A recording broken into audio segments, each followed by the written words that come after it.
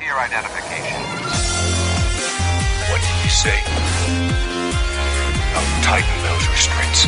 Scavenger scum. We don't need to see his identification. I will remove these restraints and leave the cell with the door open. My lord. Gentlemen, gentlemen, gentlemen, gentlemen, Hello, everyone, and welcome back to the Sidebar Cantina, the podcast where we talk about Star Wars, pop culture, people we don't like at work, and whatever else the fuck we feel like talking about. I'm Mr. Jason Roskam. With me here. Wait, here. Fuck. How does it go? With me each and every single week. Each and every single week. Yeah, the Darth Vader to my Palpatine, Dave Martin. Hello, Dave. Jason. Yes. Hello. Hi. I don't know. Since we're saying things out of order, I figured I'd say that one. Yeah, no, it's of course we're kind of out of the swing of things. Yeah, a little bit. But we'll get back there. It's all right. We're good. We're good. It's nice and warm in here. It is. It's nice and cold and windy outside. It is. Fucking wind, man. Yeah. I'm going back to Florida. Yes. So, anyway. Mother of pearl. What are we talking about today? Well, we're talking about you going to Florida and coming back. So we're going to relive your Florida adventure. Mm-hmm. And the only counter I have to your Florida adventure is my Eagles winning the Super Bowl. So Yes. I'm gonna get to chat a little bit about that and my shenanigans at the parade. So yeah. Yeah, so we don't really have a main topic per se. No. We're kind of, as the escape pod guys would say, we're freeballing it. Yeah, there you go. This time, mostly consisting of my Disney trip and Dave's football talk, and then we'll throw some other shit in there as we as we see fit. Balling free All right. with the free. My penis so smooth. My penis so smooth. It's my been- penis so smooth. It's been a while. It's been a minute. My penis so smooth. Are you sacred Jedi, done? the sacred Jedi. Now I'm done. And that was really Dave, by the way. We did not take that clip from, one of those commercials that has the screaming goats or whatever. That was actually Dave screaming exactly like the fucking goats. Do you know, I was at Barnes & Noble the other day, purchasing books before the book burning. And and they have this screaming goats you can buy. Oh, God. Like, say it, and Q, the contractor you used to work with, had one on his desk. And you can buy them, so you walk by and you just press the top of it, and it does the scream. Oh, boy. Oh, dude. I almost did it. I almost bought it. But I didn't. I did not. Yeah. Which is not to say that I'm not going to at some point. But I didn't. I didn't this It's time. funny. For me, it's funny every single time. I don't know what it is, but I don't know. Maybe it's just you kind of wonder what the fuck is going on inside that brain right now as these, Yeah, maybe. What's going on in my brain half the time is, I think that the thing of nightmares, Oh, God. honestly. I don't even want to know. Uh-oh. Kristen's here. Hello.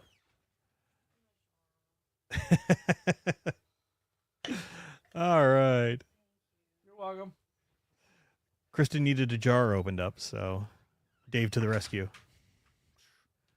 Dave can do jars. Yes. Anyway, I guess we should get to Patreon. Yeah, you next. should. Yeah, just keep it moving, man. All right. Just keep going. All right. So if you're enjoying the Sidebar Cantina's content, consider becoming one of our Patreon supporters. For as little as $1 a month, you can support this podcast and help make it possible for us to continue to bring you quality content week after week. Week after week. Yes. We'd like to give a huge shout out to all of our current patrons: Frank Kalevich, Don Solsky, Helen Martin, Shotgun Mark, Nick from Swede Studios, Scott and Kim from Used and Abused, Catherine Rennick, Tina Land, Wally Frogmore, I'm so out of shape, my wonderful mother-in-law Patricia Goodstein, Lord Helmet Fire, The Orange and Fett Show, Carly Vickers, David Schmuck, Chantal from Pop My Culture, Kristen Roskam, Sterling Azier, Dragon Buddy, Frederick Martin, and Nicholas Schaefer. If you'd like to consider becoming a supporter, you can find us at patreon.com/thesidebarcantina. Thank you again to all of our listeners and supporters. You are the reason why we do this. Hey, your fingers are out of practice. I know. I got to get the snap. Do some finger blasting or whatever. Oh no, that's a different thing. Never mind.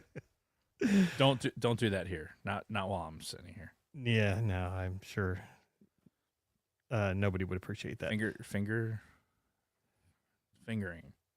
Yes. Fingering. Yes, we know that's the joke that you were going for. Oh. Anyway, do we have any sidebar headlines? The only sidebar headline that is here for me to read is to whoever needs to hear this, rejection is just redirection onto your correct path. It's very wise. Very wise. So thank you, Luna Girl, for that. All right. Wise statement. Very good. I like it. Well, if that's all we have for the sidebar headlines, I have a day in Star Wars. Yeah. The sacred Jedi. Because why not? All right, hold on. Oh, I lost it.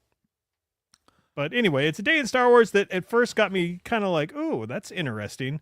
But then after further research, turned out to be not much. So on this day, February 17th in 2012, 13 years ago. No. Yeah, 2012 was 13 years ago. I know. My God, why does that hurt so bad? A Burton Star Wars experience, a Star Wars themed snowboarding attraction in Lake Tahoe, California opens. When you said Burton, I was like, a Tim Burton Star Wars experience? Yeah. That would be interesting. That's what I thought when I read it for the first time. But yeah, it's the Burton Star Wars experience. It was a Star Wars themed snowboarding attraction. All right. And I'm looking at this. I'm like, Lake Tahoe. Oh, Star Wars themed snowboarding outing. That could be interesting. I could fall on my face a few times and, experience some Star Wars stuff. But I did some research, and apparently it didn't last for very long. I guess not. The last posting I saw anything about was in 2013. So the next year they did it again. And So it lasted died. 2 years. Yeah. I mean, what was going on in 2012 and 2013? When was the buyout? 2012. Oh, maybe Disney's like, you're not doing that shit There won't be anymore. any snowboarding in our watch. Yeah. We're a Florida and California based. Well, I mean California, and we're Tahoe. No, Tahoe's in Nevada. Yeah. Well, no, Tahoe's in California. I think maybe part of it's also in Nevada, but yeah. So I think they're just being dicks. Yeah. I mean, let's face it. It's just like, no, we just didn't get the play that we wanted. Yeah. When did Frozen come out? Fuck if I know. To the internet.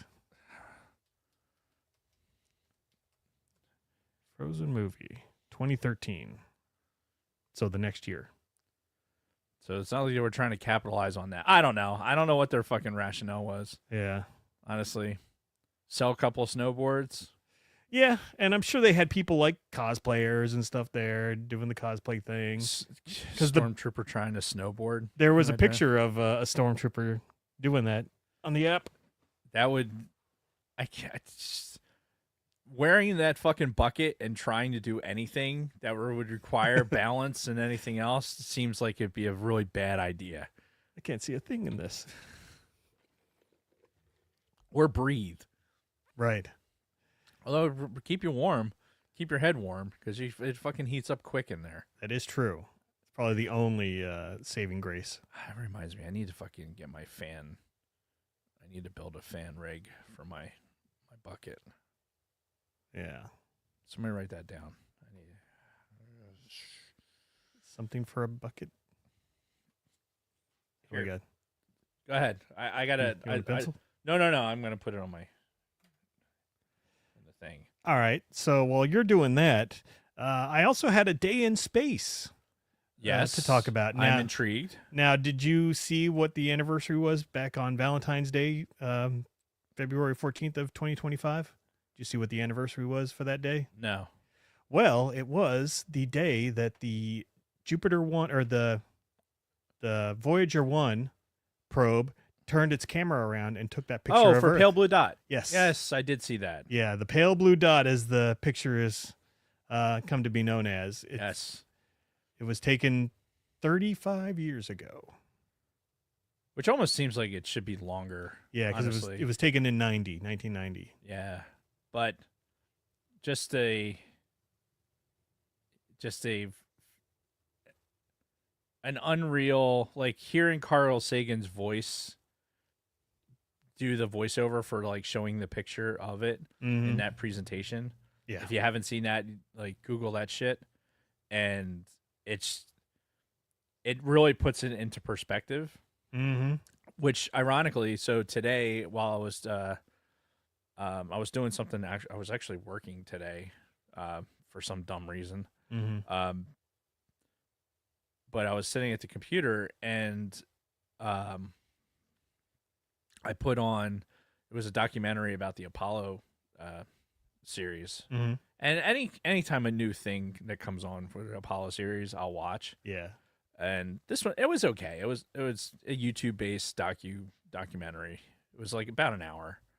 And they were talking about the Apollo 8 guys when they were coming around the moon and seeing Earth, getting that full view of the Earth rise. Yeah. And taking that picture, that like super famous picture. Mm-hmm. And that realization of like every human being ever is on that. Yep. Is in that picture. Yeah. Right? Every human being that ever existed. Everything that's ever happened on planet Earth. Right. Is right there. Is right there. You know, and the Apollo 8 guys, they saw it at a view where you could see the continents and you could see clouds and formations, and with the pale blue dot, it's just this less than a pixel on this picture. Yeah. Of just this tiny blue pale blue dot. Yeah, just a speck in space. Yeah. And it just goes to show you too how much empty space there is out there too. Just seeing Earth right there all by itself.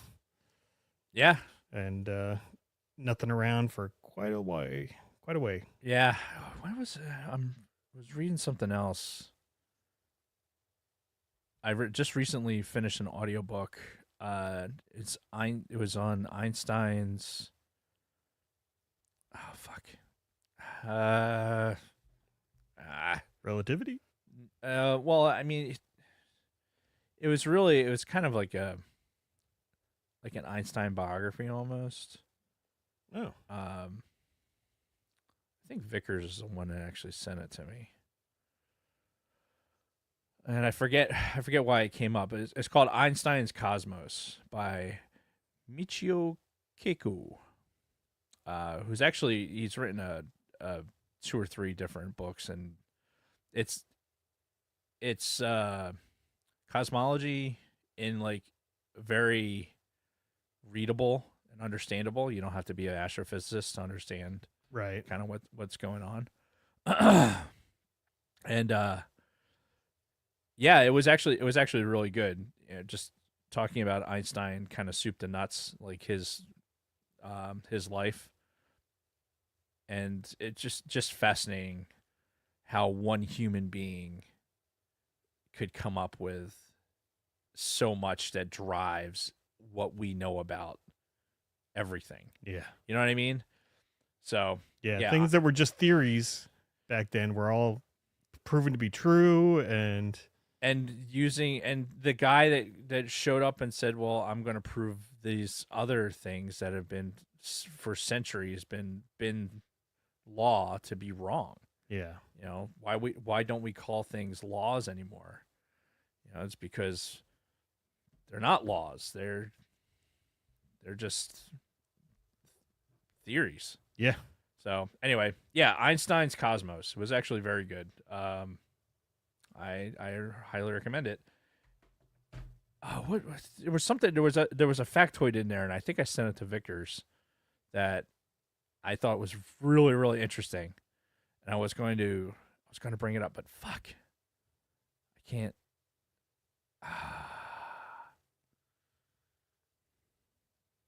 This was something about Einstein? Yeah, it was some son of a bitch. Hang on. Black hole theory. Black hole sun. Mhm.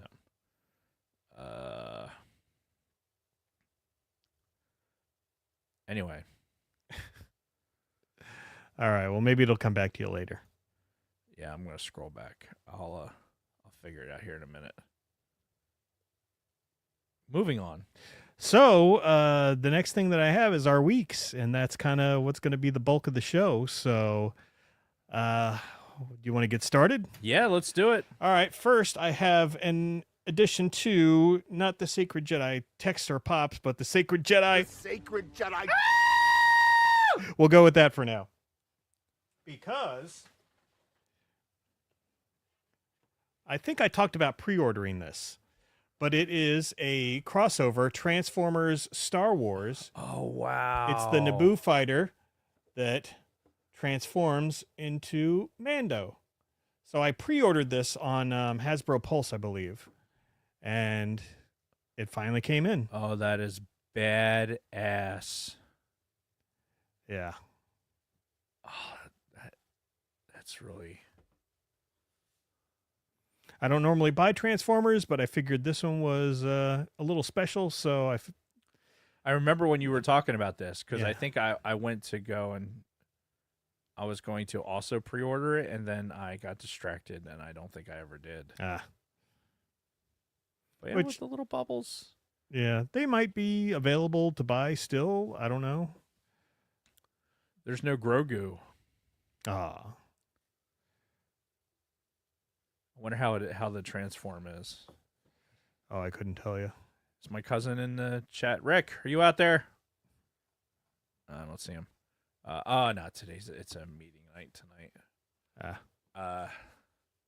The nighttime is the right time. But yeah, I mean, dude, look how good looking that is. Yeah, and now I'm torn between keeping it in the package and displaying it, or taking it out and transforming him and displaying it that way. Well, I would leave him in the package for now, and we'll see if I come up with getting one. Yeah, I'm gonna open it because Transformers are meant to be transformed. of course. So, So you know how it has there's a certain number of steps to transform it. This one is 37 steps. 94. We'll do it live. Fuck it. 37. My girlfriend sucked 37 dicks. In a row? oh shit! Damn it! What? That reminded me. There was something I was supposed to bring, and I forgot. Bitch. 37. My girlfriend sucked 37 dicks. In a row? Okay. Anyway, it has something to do with that. With Right, now I can't. the Mando transformer? No, with 37. Oh. Oh, and by the way, I remember what it was. It's Lewis Carroll. You know who Lewis Carroll is? No. He wrote Alice in Wonderland. Oh, okay. Excuse me. He was a mathematician. Oh, no shit. Yeah. So like the whole like through the looking glass thing like has this whole like astrophysics type. Like metaphor kind of. Yeah. Yeah, Huh. I had no idea he was a mathematician. Ah, how about that? Oxford trained mathematician. Damn. Wrote one of the wildest fucking things ever, but Drugs, man. Capital D, drugs. anyway, yeah, that was that part I remember. The other thing I'll bring next week. Yep. Find out how to put fan shit. Nope. Fan in pilot helmets. Oh. I just finished that note. Dude, I did not take my ADHD medicine today, so I'm like, Oh, okay. So Dave's going to be bouncing all over the place. yeah. So getting back to the Sacred Jedi stuff, I know I haven't Sacred Jedi. I know I haven't been bringing too many new Black Series figures to the table. Right. Mostly because we've been saving our money for the Disney trip and Right, trying to be responsible. Blah, blah, blah. But eventually I will start getting caught up and start adding to the collection more. But, as the Tiger King said, I may never financially recover from this. Yeah, and plus you got to get in here and you got to do some rearranging too. I mean, it's not a good not in a good state right now. There's too many Black Series figures and not enough room, so I got to work it. Got to do something. Anyway, that's all. So I watched a movie a couple nights ago. Movie's several years old. It was from M. Night Shyamalan, the movie Split. Have you ever seen it? Don't think so. Dude. I'm not a big Shyamalan guy. Well, you liked Unbreakable, right? I watched it. I'm not a I'm not a horror movie guy. It's not a horror movie. Oh, I'd call them thrillers more than anything. okay, yeah. Either way. Huh. All right, because this movie, Split, is the second in the Unbreakable trilogy. Oh, okay. And it was fucking good. Really? Like, it was really good. And I'm sorry I missed the boat when it was actually out the first time. Because, yeah, and it's the actor, James McElroy. No, Anyway. McElroy, that can't be right. Well, It's got what the main actor who plays in the movie, who plays the person with the split personalities, does a phenomenal job. And the movie was so well done, very well written, and again, without his acting performance. Why did I not know that it was a trilogy? Well, because at first we didn't know, because okay. they advertised Split as, just another M. Night Shyamalan movie, except at the very end, spoiler alert, the very end, there's a cameo with Bruce Willis. Oh. Talking about him basically putting away Mr. Glass in Unbreakable. Interesting. So, yeah, and it brought up a point because I watched Split with Rob, and he had an idea. I don't know, now hearing your reaction to the movies, you might not be as interested, but he wanted to actually do the Unbreakable trilogy and come on the show for each one of them. We can do that. What's the third movie? It's called Glass. It is called, okay. Yeah, which I have not seen, but I'm really looking forward to it. And Unbreakable celebrates its 25th anniversary this year. I think that's a damn good reason to do. See, this qualifies as horror mystery.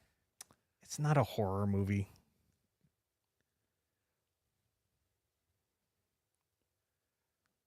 Now, can I ask you something? What is it about horror movies that you don't like? It's McAvoy. There's, I don't know. There's something about the even regular even regular thrillers. Like there's something with it affects my anxiety. Oh. And it just it keys me up a little bit too much. Oh, I gotcha. I get so it's really comes down to kind of my my what is it called? The hyper diligence, and it starts making things just really it just makes me uncomfortable. Yeah. I can't, it's not a suspension of disbelief thing because if it's say Army of Darkness, yeah, right? That type of shit, it doesn't affect me at all. Yeah. Because it's just so crazily over the top. Mm-hmm. But M. Night Shyamalan, some of the other things, there's enough drama. There's some of those thrillers are done really, really well. Mm-hmm. Play on my it really it plays on my I don't know, my anxieties to the point where I'm really uncomfortable Oh shit. and I don't enjoy it. Huh. That's why I don't watch those movies. Oh, okay. But you know, it's one of those things where I have to go into it like I can watch this. I've watched Unbreakable. Yeah. And I just forgot that this movie was out. I remember when the what's it called? The previews were coming out for this. Mm-hmm. I'm like, oh, I wanted to see it because this dude does a fucking amazing job in it. Yeah, and I tell you what, man, I watched it 2 nights ago, and I'm still thinking about it. Like, I've been looking up YouTube clips all day, and just, really, really love that movie. So, figured it was something we could talk about for the podcast. And like I said, Rob expressed interest in wanting to come on for those episodes. Sure, we could do that. So, Rob being my son, my oldest, for anybody who oh yeah, may not know. make his debut on the pod. That's right. Absolutely. Okay. Yeah, we can do that. We'll just have to figure out what the schedule looks like. Yeah. Speaking of like shows that I had put it into my week just as a talking point, but have you heard of the show The Blacklist? No. So it's a Netflix thing, which I don't think it was always just on Netflix. It might have been on a regular thing, but it's on Netflix now. Yeah. And it's been out for, I don't know, like I think 2017 or something it came out. Okay. And for some reason, in my YouTube like shorts, I kept seeing like it would put reels from the show in my reels. And I was like, huh, and I kept clicking on them. So then, you know, obviously once you do that, now you're going to get more of them. Oh, of course. So I'm like, oh fuck, like what is this show? So now then I like watched a few episodes, and now I'm like sucked into this fucking show. And it's I don't know. I don't even know if it's a good show. What's the premise? It's what's the easiest way to describe it? So it's like this FBI team it's kind of like it's a special FBI team that is working with a known bad guy who's like the number 4 on this like most wanted list. Yeah, like a terror watch list or something. And he's giving up everyone else that's on the list. So they're working with this guy, but the internal plot is that the only reason that he's working with this team at all, like, because he's a former American naval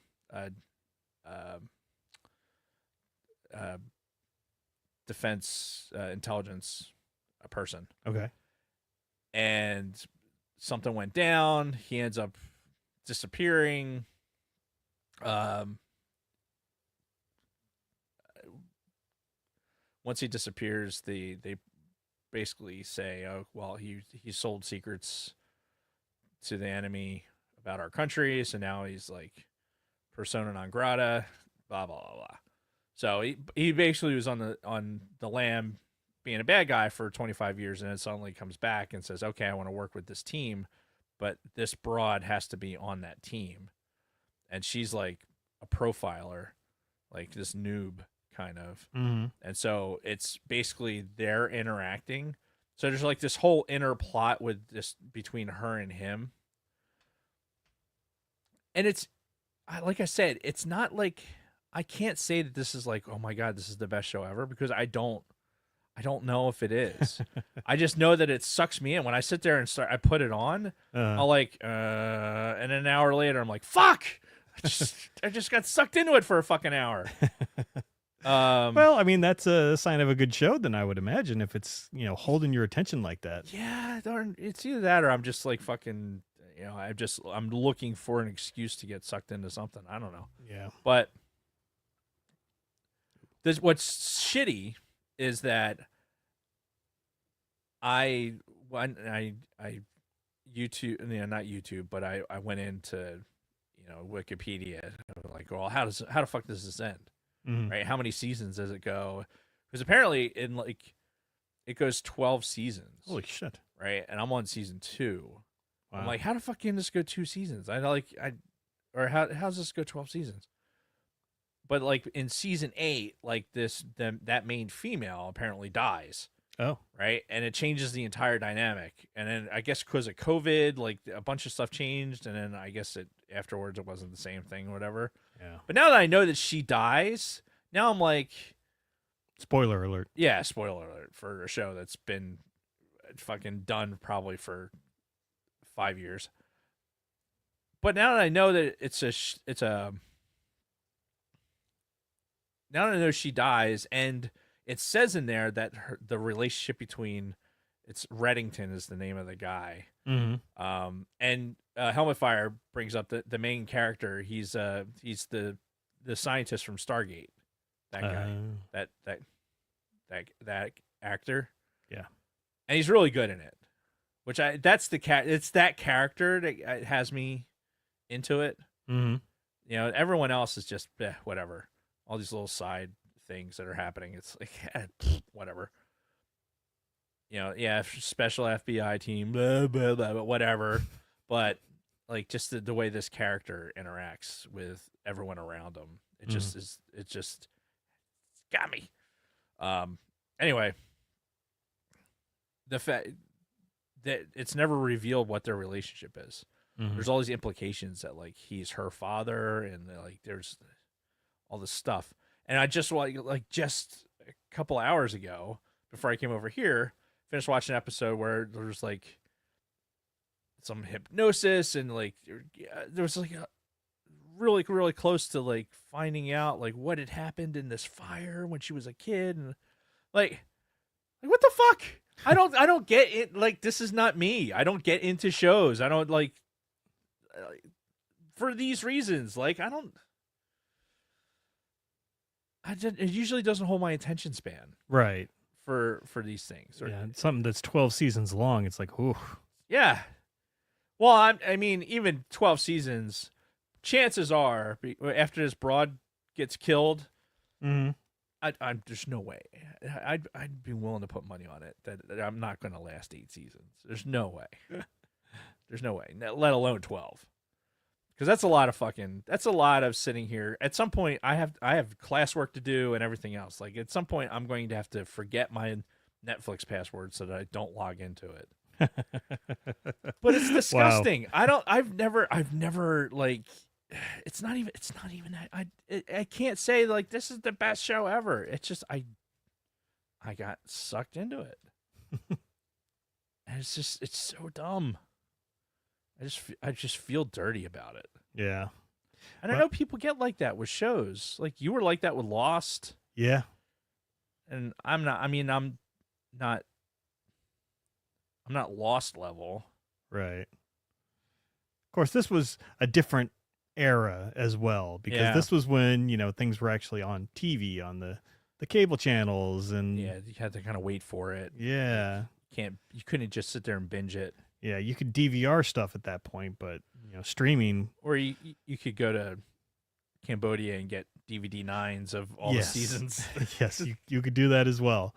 But yeah, no, it's hard to compare that to now, because now we've got all these fucking streaming services. They are all doing a billion different shows. Yeah, and it's and stuff is coming out so fast onto these streaming services. Like, what movie? I feel like it just was out in the theater, and then the Johnny Cash, not Johnny Cash, Bob Dylan, yeah, that movie. Like, it looks like it's on Disney Plus already, or one of these streaming services. It's like going to be on already. Wow. Anyway. Yeah, it's a fast life cycle for movies. Yeah, I guess they got to get their money somehow. Mm-hmm. So it's a shame. Yeah. So speaking of YouTube Reels and them giving you stuff, did you ever watch back in the day, back in the 90s, the TV show Lois and Clark, The New Adventures of Superman? Yeah. Yeah, Terry Hatcher and Yes. what's his nuts? Dean Cain, but he's not relative to the story or relevant relative to. Anyway, Relatively relevant. because I was having a bit of nostalgia, and I was thinking about Terry Hatcher, and I'm like, ooh, let me go look up some old videos of her, because it's like something about her came up, in my life. Either she was in something that I happened to see a commercial for, or I don't know. Either way, I went back and I watched some old clips of Lois and Clark, and I'm like, fuck, she was super hot, and I was like madly in love with her back then. It was That show, I think the only reason that show had that perfect mix of, we're going to put a really hot female actor in it, and we're going to put a really hot, I guess, male actor in it. yeah. So we're going to cater to both audiences, and then we're going to have them do stuff. And nobody's going to really care. Right. They're just going to do whatever. Mhm. Oh, this is a Superman thing? Oh, sure, whatever. Yeah. Lois and Clark, go. Yeah, because, man, Terry Hatcher in her prime was fucking, I can't even describe. Like, I used to work, the last job that I had before I joined the Air Force was as a security guard at a Ford dealership, which I think I've mentioned that before. Yeah. And I had to work there on Sunday nights. And that was when the show aired. So Oh.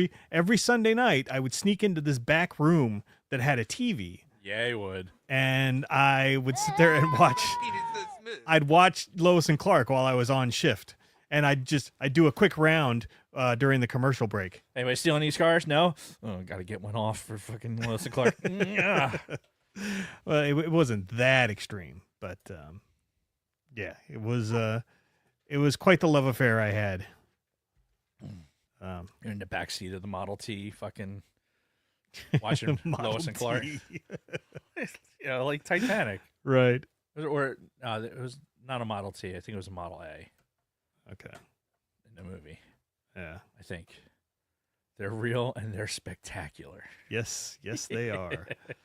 So yeah, no, that your sidebar about getting Facebook Reels brought that to my attention, because now, like, every single fucking time I scroll down and I see like YouTube Reels, she's in one of them. Like, it's her face in a Lois and Clark episode, and of course I got to click it. And Oh yeah. Well, now it's probably going to end up in mine yeah. also, because I have a YouTube window open, Mm-hmm. so it's going to matriculate into the logarithm some kind of way. Oh yeah, it's already listened. Yeah. So It's all right. there's worse things. There's worse things that could, Oh, sure. that could end up in there for sure. Anyway, so let's get to my Disney trip, at least Yeah. a little bit of it. So to get started, we had planned to leave last Sunday, Yes. a week and a day ago, in the morning. Like, our takeoff time was 6:30. The plan was to get there by, like, I think 10:30 was our land time, Mhm. something like that. Get to the hotel as quick as we could, leave our bags, and then go hit Magic Kingdom, Okay. because we had like half a day free that we were going to use to spend there and knock a bunch of stuff off of the list. Unfortunately, the night before, as we're packing, I get an email that said my flight is canceled, because if you remember, that morning we got the fucking ice storm. Yeah. It was like overnight and in the morning, and everything was like covered in a sheet of ice. Right. So yeah, they canceled my flight and pushed it to like 3:30 p.m. Ugh. So we lost half a day because of that, which sucks. But at the same time, it's like, well, I'd rather, miss half a day than die in a freaking icing. Well, yeah. Plane crash. Obviously. There's that's the other extreme to that. Yeah. Which airline? American. I Okay. only fly American now. Philly's one of their main hubs. Well, yeah, it's the beauty of having, Philly is right there. I Yeah. mean, it's 15 minutes to get to the airport from here. Yeah, they're very military friendly. Yeah, they've been good, and I've got a shitload of miles with them now. Yeah. So anyway, what were you looking up? I don't remember. We were talking about the ice storm. I don't know, Jason. What was that? What was I looking up? I don't know, because we were talking about my plane missing half a day at Disney, ice storm that delayed us. I don't remember. American Airlines. I'm sure I had a question in there. I don't remember what it was. American Fuck yeah! Airlines. Oh, dude, it's sidebar. Did you see any of the clips from the exhibition match between USA and Canada the other day? Oh, the hockey match? game.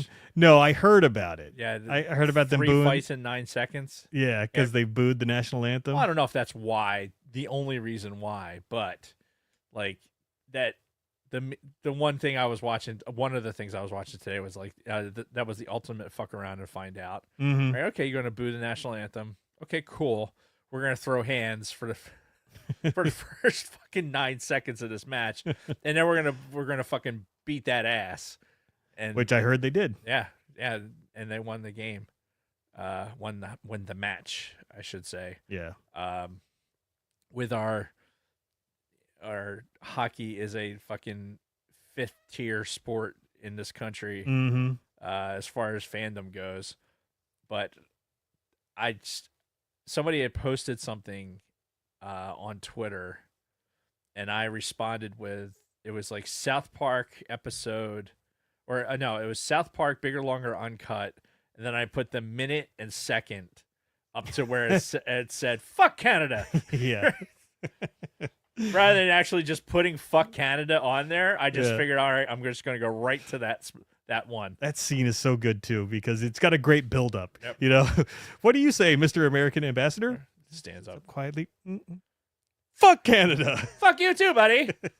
It's just, as soon as I was like reading some of this stuff, like there's some Canadian back and forth, I'm like, yeah, I was like, yeah, I had to throw something out there, Yeah. and hopefully some people got it. I haven't looked back since, because I very rarely chirp back on anything. I just happen to be like, nah, I fuck Canada. Yeah, you don't want to see what other people have to say. It makes me smile just thinking about putting it out there. So that's enough for me. Yeah. Oh, that's good. So we got to our hotel eventually on that Sunday, and we stayed at the Polynesian, Nice. which is one of the the Disney property Yeah. hotels. It's right on the monorail. Yep. So we can take that to straight to Magic Kingdom and Epcot. Right. That's Shades of Green is right, Like adjacent. right across the street. Yeah, from right that. adjacent to it. Yep. Which they're doing all kinds of fucking road work and remodeling over there. I'm not sure Are what they? they're doing. Yeah. But Oh, that's good. a lot of construction on that side going on.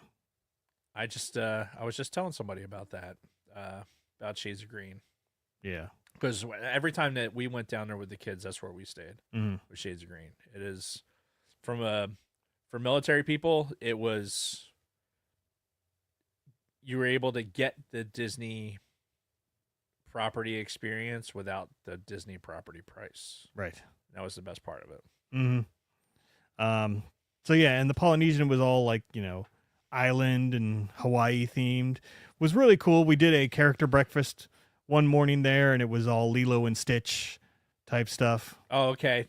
So, I think one of the pictures you posted was oh yeah, of Kristen with Stitch. the Stitch. Yeah. Yeah. Yeah, she loves that movie. Oh, she loves Stitch, I guess. So Makes me, I don't have it anymore, but over in the Tomorrowland, they used to have the Lilo and Stitch ride, Oh, they did. and it was, what is in there now? Is that where the Buzz Lightyear thing is now? I don't know. Probably, because I can't think of anything else that's currently in Tomorrowland that would have been something else. So it was really cool. It was kind of like had that 4D experience, because you're like you strapped into this one area, Mm-hmm. and like the lights go out and you hear Stitch running around, and like he'd be running like air quotes, and so the shoulder harnesses that you'd be sitting in Mm-hmm. like would depress as he was running around, and like he'd be behind you, and you'd have like breath on your neck. Oh Like man. it'd be behind you. Yeah. Really, really neat. Neat experience for the ride. I'm trying to think of what year that was. I think it was the second time we took the kids down there. Yeah. It's a shame they took that out. That sounds cool. Yeah, there was, for a popular character too. Was surprised that they took it out, and it may still be there. When Kathy and I went down last year, we didn't do rides aside from a handful in the Galaxy's Edge. Yeah. What is happening? I don't know. What is happening? There's a bunch of Excel spreadsheet shit scrolling across the bottom of my iPad. Oh. You got That's hacked. just a weird ad. Yep. Like who needs an ad for all this Excel shit? Nerds. So Monday, the next day after we got there, was our Hollywood Studios Day, which means Star Wars Day. Hell yeah. And we went in there. We rode Star Tours twice. We rode Rise of the Resistance and the Millennium Falcon twice. Okay. Because I bought these. So now they're doing this as another way to fleece money out of people. Right. They're doing this thing where they will sell you a lightning lane for a specific park, for one park, for every available ride that has lightning lanes. You get one. You just got to pay a premium price for it. And it wasn't cheap. But we did that specifically for Hollywood Studios because, I wanted to ensure that we got multiple rides on Millennium Falcon and Rise of the So it was Resistance. unlimited times. Not unlimited. You only got to do it one time, but on every single ride, you got to go into the lightning lane. So the second time you go through, you had to go through with the peasants. So, what we did was, because hotel guests get into the park a half hour early. Uh-huh. So we lined up, we got into the park and ran right to Rise of the Resistance. Right. So we got that in the normal line, before the park opened. So it was practically a walk-on. Nice. And then we went right over to Millennium Falcon after that. And then later in the day, we used our lightning lanes to ride them again. That's a good call. Yeah. So it's a great service, but some people aren't willing to pay the amount of money that you got to pay for something like that. So what did they have last year? It was per ride, wasn't it? Like Yes. you could buy the thing per and ride. and you can still do that, but this was a special one that gives you a lightning lane and everything. Okay. I guess I guess if you're going to do the whole park Yeah, that day, which we did. We So- we covered it pretty extensively. yeah, so you probably got your money's worth out of it, Yeah, I would imagine. yeah. If nothing else, just the convenience of not having to wait in an hour plus line for all these rides was Right. nice. Yeah. But yeah, it's called like the Lightning Lane Express. Hold on, let me look it up. For anybody who's considering a Disney trip soon, it is called Lightning Lane Premier Pass. Whoa. Yes. Yeah, pat your ass and fucking tug on your nuts a little bit as you're being a premier Yeah, pass holder. Got the thing like Wayne and Garth. Yeah, the backstage passes. Backstage pass. Backstage. Yeah, so Rise of the Resistance, fucking, I can't get over how good that ride is. It's the amount of detail that went into it and the immersiveness of it I know. and the sets they built for it. I know. It's fucking crazy. Just that one area where and it's just, well, there's two spots of that ride that I will point to that are the amount of detail in there is completely unwarranted, but makes it so phenomenal. I bet I know what one of them is, but let's hear it. The hangar, Yep. right? Well, which part of the hangar? When you go and see the stormtroopers and the viewport, or elsewhere in the ride? Well, so when you're transiting from the one area to the other, right? So yeah, the stormtroopers are there, and you have the open bay, Yeah. right? And then you have the TIE fighter kind of hanging. Yep. There. Yep. But oh, fucking great. that thing is that whole area is so massive. That's not like, oh, here we're projecting this up there. Yeah. Yeah, I mean, there's some level of projection. There has to be, but dozens of feet. Like, there's probably that's a huge amount of space Yeah. for something that you're only in for seconds. Yeah. And I mean, I was in there for extra seconds before they were kind of shooing me out because I was trying to get a picture and couldn't before they rotated in here to the fucking interrogation area. Yeah. And then the other one is when you're going through the fucking AT-ATs. Yes. Like, that's the one that I thought you were going to say. well, and the level of detail on that was just truly unbelievable. Yeah. And it's crazy because you basically turn a corner and then you're in this other massive hangar and there's just like 2 full-size AT-ATs right there. And you're like, fuck. Yeah. Like, where I came out of that ride looking back at it going, where the fuck did they hide all that shit? I know, right? It's like, yeah, just say what you will about, I mean, you were just there, and I thinking about it from being there, you know, about this time last year. Yeah.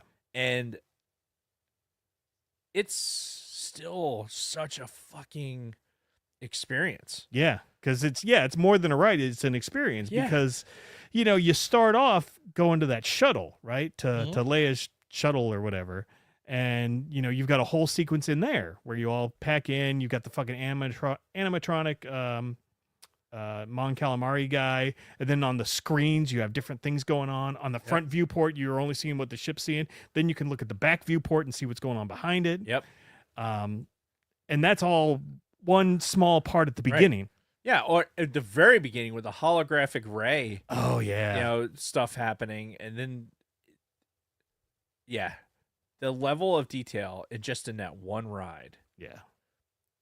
I legitimately, I don't know, like you going down there and you're just like, oh, we're going to go to this park and do these rides. I'm going to do this park and these rides. I'm like, man, if I go down there for multiple days again, I don't want to go anywhere else. Other than like, Hollywood Studios. Yeah, I mean, there's other stuff, but I don't want to do other stuff. I just want to like walk around and continue to look at what did I miss that I didn't see spending a day in here the last time. Right. You know what I mean? Yeah. Like, yeah, I walked around, I made all the droids fucking dance, you know, but I'm sure there's something I missed. You know, I'm sure. Oh yeah, they hide so much detail in there. Yeah, there's just parts of it. It's kind of it. But what I will say is, I walked away from that experience going like, hey, I was just here, my wife and I, in this place that I don't have any problem at all saying that, yeah, I want to come back here again. Mm-hmm. And still with no sans children. Right. Right. I don't care. Fuck those kids. I don't need children to be with me to enjoy this. Like I would, if I had kids of that age, I would enjoy seeing them enjoy this stuff. Mm-hmm. But I'd also like the fact that I don't have to worry about that. Yeah. I can just enjoy it.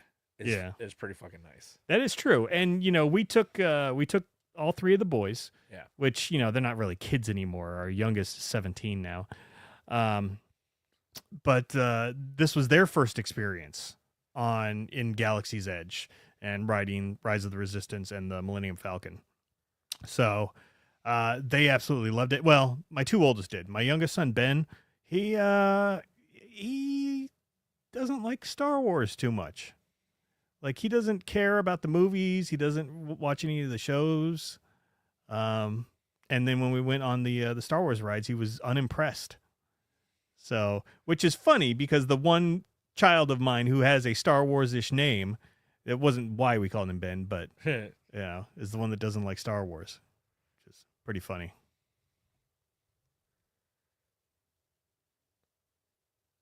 But the other 2 loved it. They, especially Rise of the Resistance, they thought it was fantastic.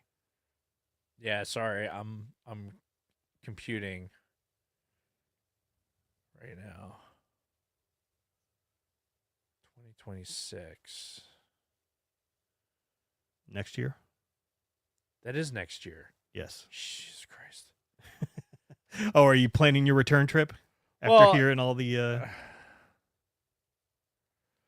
No, Vickers was just saying, I guess ATA is in insert buffer wheel for Dave. Yeah, thanks. guess ATA is in Orlando in 2026. What's ATA? The I don't know, some AMC boondoggle Oh, okay. that everyone goes down to. Huh. Okay. I forget what honestly I forget what the acronym stands for. Airlift Tanker Ass Association. Sorry, he typed ass. If you put it on a teleprompter, that's what I'm going to read. Yep. Airlift Tanker Association. Basically, they do an annual thing down there, and Vickers is he's the AV guy for the whole thing. Okay. It's a big deal. It's a big deal. All right. I'm playing it down, but it's a big deal. Yeah, but it's in Orlando at 26. Oh, really? Yeah, Huh. What time of year? October. Ooh, that could be a good time. Yeah, Kids are in school. Weather's probably not too bad.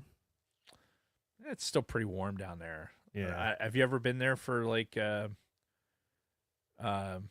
fall down in Orlando? I don't think so. We did that one year with the kids. Like we were down there for like Halloween, Mm-hmm. and it was cool. It was fun. They do like, you know, you go down Main Street and it's all, they got all the fucking, it looks like, you know, fall in an American town, you know, type deal. Mm-hmm. So it was pretty cool. All right. But yeah. Ooh. Ooh. Big Swede apparently just got some fresh ink. Oh, what did he get this time? He's finishing up his sleeves. Okay. So look for that on the things. Anyway, so Ben was unimpressed with fucking The Star Wars the stuff. Amazing Star Wars ride. So you went. What crew position did he man for the Millennium Falcon then? So he was with me as a gunner when we went. Okay. Then we went a second time, and he was an engineer, I believe. Okay. The second time, none of us got to pilot the first time because it was just four of us. Kristen didn't go, and they put two other people with us, and they immediately jumped into the pilot seats. Where it's like, man, fuck, guys, thanks for not letting us do it. Yeah. Thanks for nothing. Yep. But then the next time, Rob and I were the pilots. And it was a little tough to get used to at first, but by the end, I'm like, oh, now I'm finally getting into it, and then it's over, and I'm like, fuck. Right. Yeah. Well, that was I would have never got the chance to pilot the thing if Kathy hadn't have sweet talked the people we were in the line with, Uh-huh. and to being like, hey, he really wants to do the pilot thing. I'm like, no, it's fine. She's like, no, he really wants to do this. And they're like, yeah, we've been on this before. You guys, you have knocked yourselves out. So I was in the left seat and she was in the right seat. Mm-hmm. I was the right seater when I did it. Yeah. Well, and it's one of those things where you need to have, there is some coordination that has to happen. Yes. Otherwise, you're not going to successfully fly this fucking thing. Yeah. I think you and I could be good pilots on that. Probably. Kill that. At least the second time. Yeah. You know, it would take a minute. Yeah. You gotta get used to everything the first time, and then go the second time and get a max score. Yeah. And so speaking of the Millennium Falcon, Smuggler's Run is what it's called. I don't know how good of a ride that really is comparative to, well, obviously it doesn't hold up to Rise of the Resistance. Right. But yeah, I don't know. I've ridden it like 3 or 4 times now, probably 4 times now. And the more I ride it, the more I'm just kind of like, it's missing something. Yes. I would like, so there's a couple things that even just my limited experience on it, I didn't get enough time to appreciate the detail in the line coming in. Mm-hmm.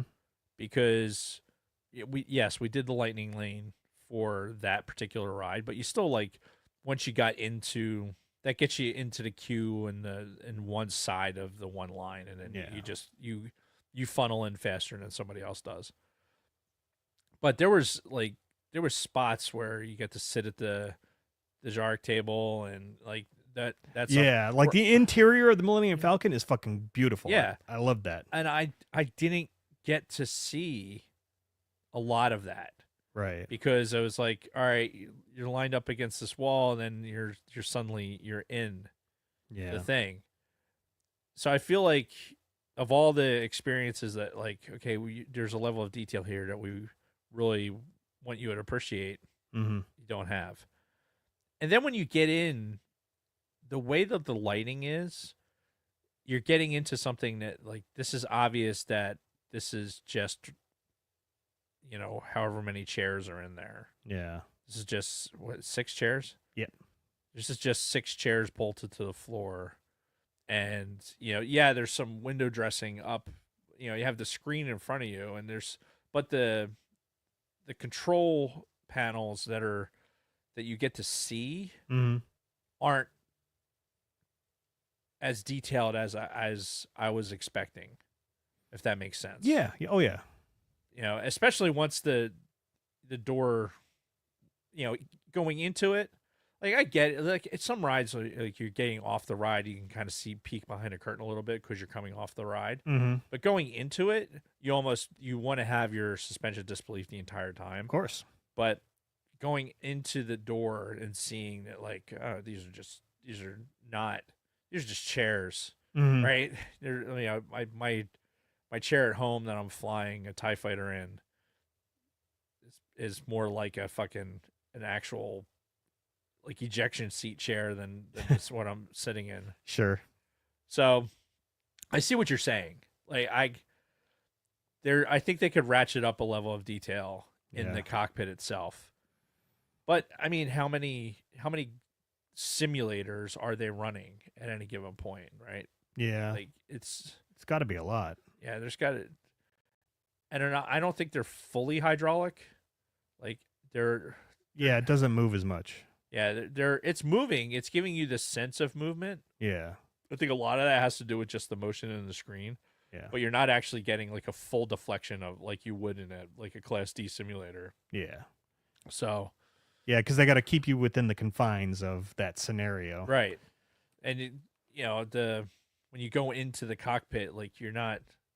Do you even buckle in? Yeah, you do. Do you? Yeah. I don't even remember that. So everybody's got to pull the yellow tab. Oh, yeah, that's right. Did that a lot last week. Pulling the yellow tab. Pull the yellow tabs? Yes. Because, smart-ass YouTubers like to go into these parks and take off their seatbelt stealthily and then ride the ride without a seatbelt on. Like I saw people doing that for the Tower of Terror. Where you free fall. Yeah. That's the dumbest thing I've ever heard in my life. Yeah. Why would you want to do that? I don't know, but there's YouTube videos of guys doing that. Like taking off their seatbelts before it starts going and figuring out a way to not have a seatbelt on. So they can potentially just like levitate to their deaths? Depending on how far the fall is, sure. Well, that's not Tower of Terror anymore, right? Isn't that something else? Well, they changed it in California. It's Okay. Guardians of the Galaxy now in California, but it's still Tower of Terror in Hollywood Studios. Okay. Did you guys ride that? No, nobody wanted to.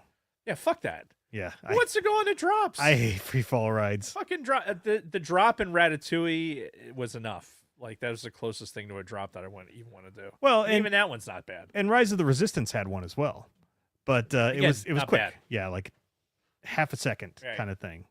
Not like, hey, I'm in this actual tower and I know this is going to fall. Yeah. Like legit. Yeah. And then it's like, fuck. Yeah, fuck that. Yeah. I ever tell you about my experience, like the water park experience I don't with think the so. free fall No. down at Disney? So it was my senior trip, Uh-huh. right? We're down at one of the water parks next to the Disney parks. Yeah. And we get up to it was the big water slides, right? Yeah. Again, this is the mid 90s, early mid 90s. Mm-hmm. So we walk up and we're in line for the big water slides, and it's one of those things where it's not that I was fearless about it, because I definitely did not want to be there, but there's enough peer pressure where I was like, fuck, I have to go through with this. Right? So we go up, get up into the thing, and it was basically this, it looked like a bomb almost, right? It's just like encasement at the top of the slide. Okay. So when you got up there, you'd go and stand inside the bomb thing, right? And so what ends up happening, you stand in this thing, and this real cute blonde girl, right? She's like, all right, okay, on the count of 3, you're gonna go. I'm like, okay. And so the idea is that the bottom's gonna drop out of this thing, and you're just gonna free fall straight down. Like there's no like wee coming off the slide. No, you're just gonna go shoo. Really? Like you're fucking just falling out of the sky. Oh boy. So yeah. So I'm in there, right? It's just fucking terrified, right? All squinched in like this, and so she's like, "Okay, ready? 3, 2, 1." I'm like, and I look, nothing happened. I look at her. She goes, "Ha!" Fucking hits the thing. I go, ah! Fucking screaming down. You don't even touch the fucking slide. Like Really? You're not on the slide ever. Wow. It's not until you get down to like the deceleration right into the water at the bottom of it. Holy is when shit. you finally start you actually make contact with something. But you're just basically falling in the relative area of the slide. Oh my god. And it's not like there's sides to keep you from fucking going over one way or the other. No, it's a fucking slide. It's like this fucking Oh, it's not like a full tube. No. Oh shit. No. The tube is you standing in there in the little bomb thing, and it fucking hits the button, and the bottom drops out of it. Fuck. Yeah. That's crazy. Yeah, that's the last fucking time I ever did that shit. No, thank you. Yeah, I haven't been to the water park. The couple times we've been to Disney now, down in Florida. Yeah, I mean, I was really, really fortunate growing up. We had down in Wildwood, we would go down there every year to the water parks down there, Maury's Pier, down in Wildwood, and various times during the summer, like you get we'd go down there, and then when we go down the shore with the family, we'd go down a couple times, and you get like they had multiple piers, so they had 2 water parks on, like one on each pier, so you could get a pass where you could go between the 2 of them, and it was mostly the same, but some had some different rides, and yeah, it was a lot of fun to go down there, but yeah, having the water park experience was kind of like, yeah, I was over it by the time I was fucking 18 years old. I'm like, yeah, no, I don't need to do this ever fucking again. Yeah. So we're not going to catch you on Tower of Terror anytime soon. Never. Yeah. Never.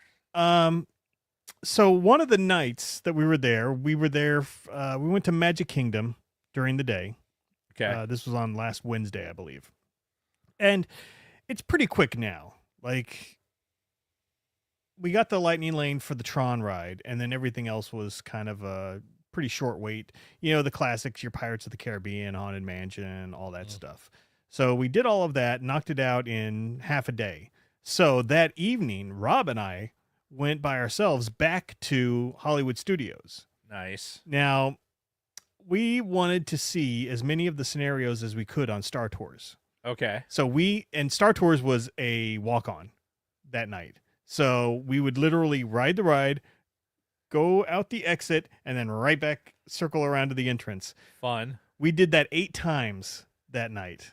We rode Rise of the Resistance, or not Star Tours. Star Tours, and motherfucker. Like, okay, so last year I found out that it was randomized, right? Because I asked one of the attendants, I'm like, hey, what's the deal with this? Do we get random scenarios every time? She's like, oh, yeah. It's all randomized from when you start, so you can't really predict what you're going to get. Uh-huh. But at some point last year, they took a lot of the scenarios out of it. Really? And there's very far fewer scenarios that you can get now. And it's all based on which character you get in the beginning, because you know how when you first start, you're in the hangar, and it's like either Darth Vader comes up to you, where are you keeping the spy? Or it's Kylo Ren doing the same thing. Right. And then the other one is a probe droid, which is from the First Order also.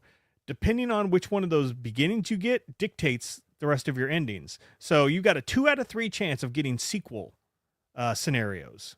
Okay. And a 1 out of 3 chance of getting either prequel or original trilogy scenarios. So already we're sort of hamstrung when it comes to this, because the sequel scenarios, there's barely any of them. There's like 4 or 5.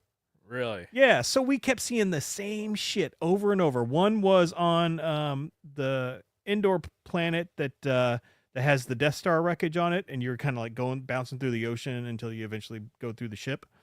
And then the ending is always fucking Crate. The Battle of Crate, where you're in the fucking salt and all that shit. Uh-huh. We saw that same scenario like 6 of the 8 times that we did that. But on our very last one, because I told him, I'm like, we are not stopping this until we get a different ending. And we did. The 8th time, we got an Ahsoka scenario. Really? Yes. So it started off with a First Order scenario, but then the next one, the hologram of Ahsoka came on, and it's Rosario Dawson in costume, saying, "Hey, yeah," saying, "Hey, It'd be I weird need your if help." it was just her. Right. And saying, "Hey, I need your help." And then the scenario itself is you're flying like through the space whales. You know, when they latched on the whales and took them to the other galaxy. You know, so you're flying on the space whales doing shit like that, and like fending off these guys that are coming in trying to kill you. Okay. Not the most, engrossing of all the scenarios, but it was kind of cool to see something different. It was different. Yeah. See, especially after 7 times. Yeah, seeing that other scenario. So but yeah, so if you're going to Star Tours and you're expecting to ride it a bunch of times and get a ton of different scenarios, you you might be a little disappointed, and you might have to ride it an exceptionally long amount of times. Kristen had to have a container opened again. Yeah, so went on Star Tours 10 times, got fucking all kinds of... They're really pushing the fucking sequel shit, and that's what kind of pisses me off the most, because there were so many good prequel and original trilogy scenarios on Star Tours that... I can't believe that they fucking took out. Like, there was one where you were flying around with fucking Jango Fett, where you were like the Obi-Wan scene where he's flying through the asteroids and Jango Fett setting off the with the sound, with the yeah, and you got that in that scenario, which apparently it's not there anymore. So I'm like, what the fuck are you doing, Disney? Well, all right, let's play devil's advocate. Okay. They have a sequel trilogy product that needs some selling. Yeah. So they're trying to sell it. If they keep selling us, they don't need to sell us the fucking original trilogy. And, for the generation that's up and coming, they don't need to sell them the fucking prequels. Right. They need to sell the fucking sequel trilogy. Yeah, I guess. Because you're already at the park. Right. You're not going to the park because of, not because of, or not because of. No. That's not how you use those words. English, motherfucker, do you speak it? Je ne comprends pas. Anyway, you bought your ticket to go to Galaxy's Edge regardless of whether it's the sequel, prequel, original Right, trilogy, or yeah. whatever. So they're like, okay, you're here. We're gonna give you the sequel trilogy because Yeah. we really want you to buy off on this. Yeah. Pretty please with sugar on it. Please stop shitting on this. Oh God, that reminds me. I saw in my fucking Facebook feed today, some kind of back on social media a little bit, and I see this fucking thing. I hate how I get posts for things that I don't even follow. It's just like things that I may be interested in. Right. And this was apparently a group that's sequel series friendly. Like it's like they love the sequel series. And of course they show pictures from The Last Jedi and they're like, The Last Jedi was a masterpiece. This may go down as one of the greatest sci-fi movies of all time, and blah blah blah blah blah. Yeah. Masterpiece? Yeah. Yeah. Really? Yeah. And I'm like, these people are fucking retarded. I think that's excessive. Yeah. I mean, a masterpiece Yeah. Oh yeah. compared to what? Apparently compared to, well, they say it's the second best Star Wars movie ever. What's the first one? Empire. So they claim that this piece of human fucking waste is better than the original Star Wars, better than Return of the Jedi, better than any of the prequels, better than Force Awakens. But not better than Empire. Right. That makes no sense. That is picking and choosing. That's a fucking a Cowboys fan from Delco is what that is. That is the ultimate troll. Yeah. Right there. We're like, oh, well, obviously I like Empire Strikes Back, but The Last Jedi is clearly the number. Fuck you. Yeah. Fuck you, dude. That's obvious trolling. Yeah. And it works. Yeah. These motherfuckers. Gets me so angry sometimes when I see that. Them down. Oh, which, by the way, speaking of, what was I doing? Oh, I put together the Lego Van Gogh of Starry Night. Oh, nice. And if you're a member of our Discord server, which Luna Girl, if you could put the link up, that would be fantastic. Become a member of our Discord server. Yeah, so I threw a picture of it up on there. I'm pretty sure I did. I posted it somewhere. Yeah. During that build, because it's a fairly complex build. Really fucking cool though. Yeah. I would have brought it, but it's Starry Night, but it's like 3D. So like so the the scenery, the bushes and the bushes, like the trees and like the chapel and all the other stuff is like all coming forward like this. Very, very cool how they did it. It looks phenomenal.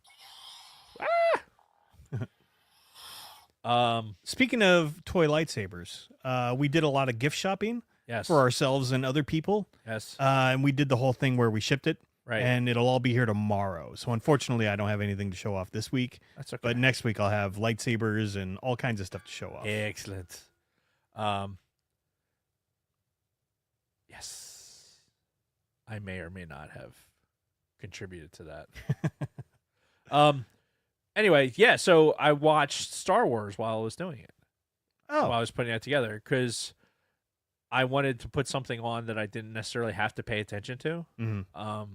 Because if I had put on that fucking Blacklist show, I would have been watching the Blacklist show and not fucking building. Yeah.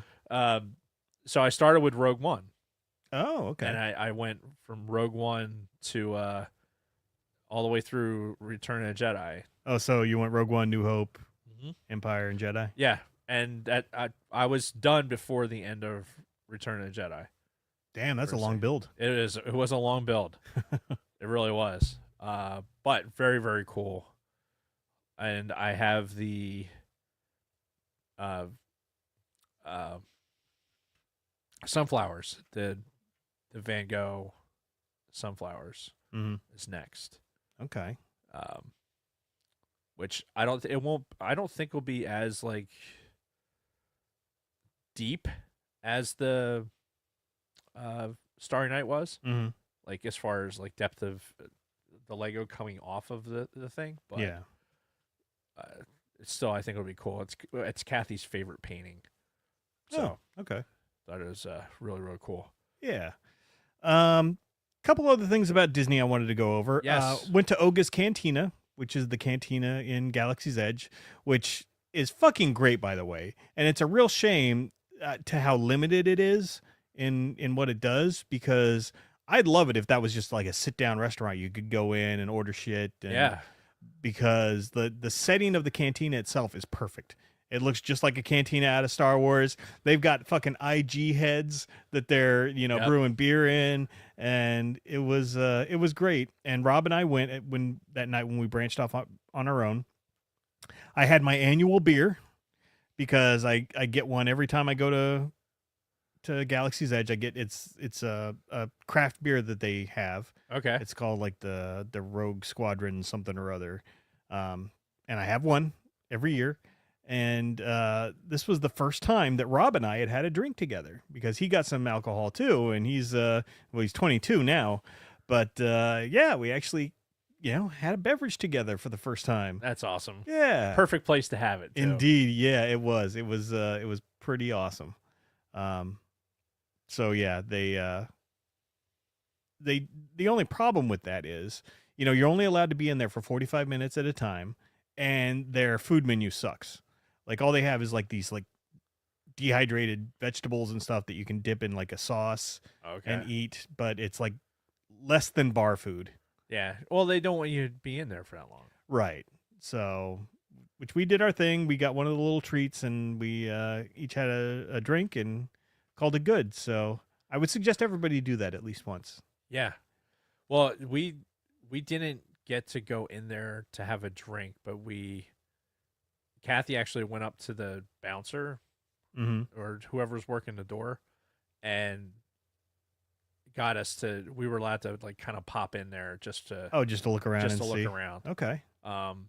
So got to see like the DJ doing Yep. the thing and doing crazy like it reminded me of like, oh hey, it's singing it's your birthday for like, I don't know what the fuck there was going on. It was like the disco dancing thing that was happening. Oh, geez. You know what I'm talking about? No. When it like the lights go off and the that yeah. whole thing. What the fuck was it? What were they doing? It was a thing. Like, did their power go off? I don't remember. They do it. It was like a skit that was happening, Okay. and I guess it happens like every so often. Like if you're in there for the 45 minutes allegedly, then they do a thing. And this particular thing was like, the DJ is up there and then the power goes out. So then there's like stuff happening and we were in there. We got to see that. Okay. It'd be useful if I could remember what exactly had happened. I just thought it was cool. Yeah. I'm just happy to be on the show. That's good. Some other things that aren't Star Wars related that we did. We did the Guardians of the Galaxy coaster, which is one of the best rides ever.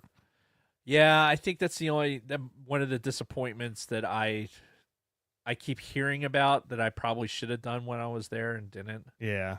It's tough to get on. If you don't buy a lightning lane for it, there is no general queue. Oh, really? It's that popular and controlled of a ride where Wow. you can't just walk up to it and get in line.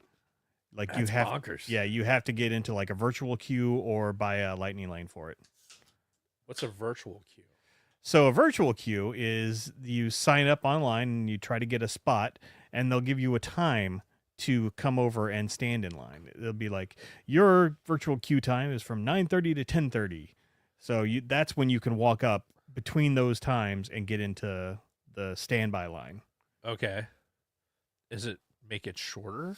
Like, is it? Well, there's no other line. That's the only other way you can get in besides a lightning lane is the virtual queue. Okay. Yeah. And you got to do those like 2 or 3 days in advance because they sell out. They sell out of slots. Wow. And you can do them like as much as 3 days in advance, I think. Is there a black market for those? Like, is somebody like in the parking lot going like, hey buddy, hey, come here. I got myself a Guardians of the Galaxy pass here. Like, That would be funny if that was the case. But yeah, it's stupid, but we got to ride it, you know. hey, as long as you got to do it. Yeah. And God, it's so good. It's one of the best rides I've ever been on. For a coaster. Excuse me. Let's see what else. Mission Space. Did you ride that when you were down there? It's where you're basically in a simulated spaceship and you like launch and you go You're to in a centrifuge, basically. yeah, and you either go just in orbit around Earth or you go to Mars. Yeah, I think we did that. We did last time we had the kids down there. Okay. I think we did it. Do you recall if you did the more intense one or the less intense one? We went on the more intense one. Okay, yeah, because that's what we went on. So when I was down there last year with Kristen, we rode the green side because, you know, they were really selling us on the, this is really intense. A lot of spinning might make you sick. And we're just like, fuck it, we'll just go on this green side. What's the fucking difference?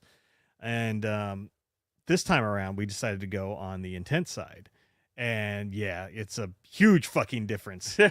Holy shit, man. Like, I haven't been under those kind of G-forces in a long time. And yeah, it was pretty wild.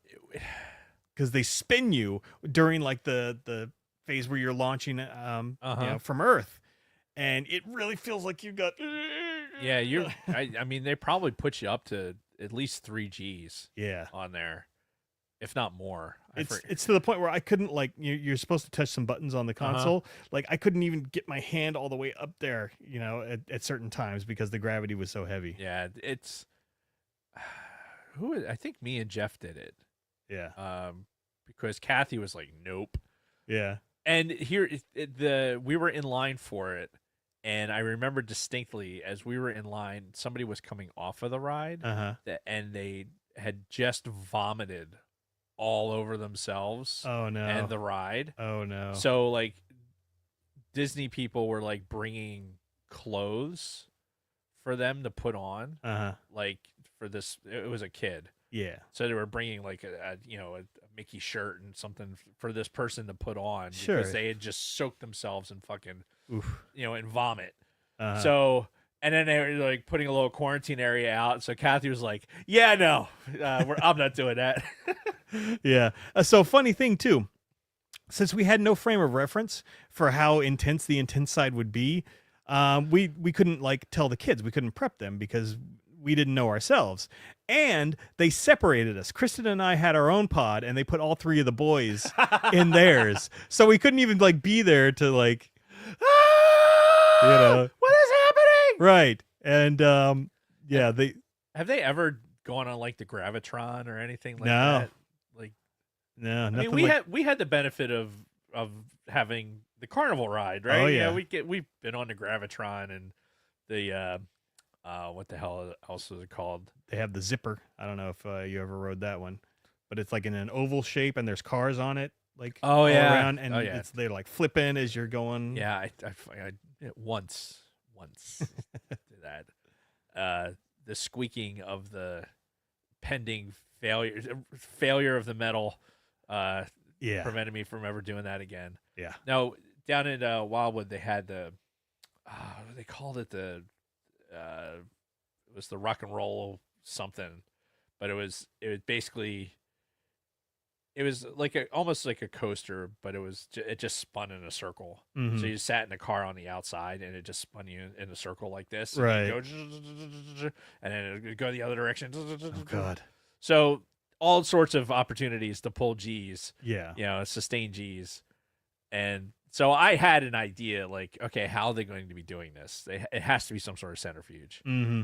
And yeah, sure as shit it was. Yeah. And it was still, I was thinking about, like, this is probably what it's going to be. Mm-hmm. And I was still pretty surprised at how intense it was. Yeah. And I'm like, what are the boys gonna say when we get off of this thing? Are they gonna be like, "You motherfuckers"? But no, they all had big grins on their face, and then they were like, "That was cool."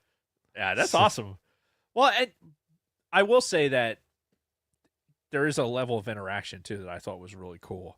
Like, because I think they have like everyone has something to do Yeah. while you're in that launch phase. Mm-hmm. So it's not like it's just like hold on to your butts. It's like you actually had something to do, because I remember, like you said, you had to like push buttons and do other stuff. Yeah. So like during that launch phase, you had something to occupy yourself, so you can, yes, there is a level of like trying to get your shit up there, Mhm. but it wasn't just for the sake of just spinning you. You actually like were involved in something that it was really cool. Like Yeah. there was a level of immersion that I thought was really cool. Yeah, for sure. I could talk about some more stuff, but I'm getting a little long on my part, and we've still got all your stuff to talk about. One of the last things I'll say is the temperature. It was low 80s the whole week we were there, sunny, while y'all up here in the East Coast, Northeast, were getting hit by snow and freezing temperatures. It was ugly. It was ugly weather. You know what the best part about this is I feel like, because since we've been back and it's been pretty fucking cold, I don't feel like as oppressed by this cold as I normally do, because I think like my core got warmed up for a week, and You got some vitamin D, man. You were down there. You got yeah. closer to the sun a little bit. Mm-hmm. Dude, it makes such a huge difference. Yeah, because like if we hadn't left, if we had been in New Jersey this whole time, I'd probably be fucking miserable right now because of the weather. Yeah. But I'm not, because I had that week to sort of thaw out and like warm my core, and now I can probably handle the rest of winter until Yeah. spring comes. Lucky bitch. Well, we just got to go next year. I was texting John the other night, and we were just talking about how I used to, about this time of year, I'd go down and visit him when he was in Tampa. Yeah. And it would be the same thing. I'd be getting my, my little bit of sunshine to get rid of some of my seasonal affective disorder, Mm-hmm. which is it was a real thing. Oh yeah. 100% is a real thing. Before I get into my week, Mm-hmm. I have to pee. Okay. So let's do that. This will be a good place to take a break then, and be back after this very quick word. What is it? This one. Colt 45, it's a dynamite taste, it's a grin, it's a groove, it's a blast. Colt 45, it's a dynamite taste, it's a win, it's a definite blast. Colt 45, and loaded with dynamite taste. So grab one, down one, get yourself around one. Colt 45, malt liquor, Colt 45, it's a dynamite taste. It's a dynamite taste. Anyway, looking into the chat to see what we missed. Smirking Bear says they're at minus 20 degrees up there in ye old Canada. Fuck that. Yeah, I'll take a hard pass on that.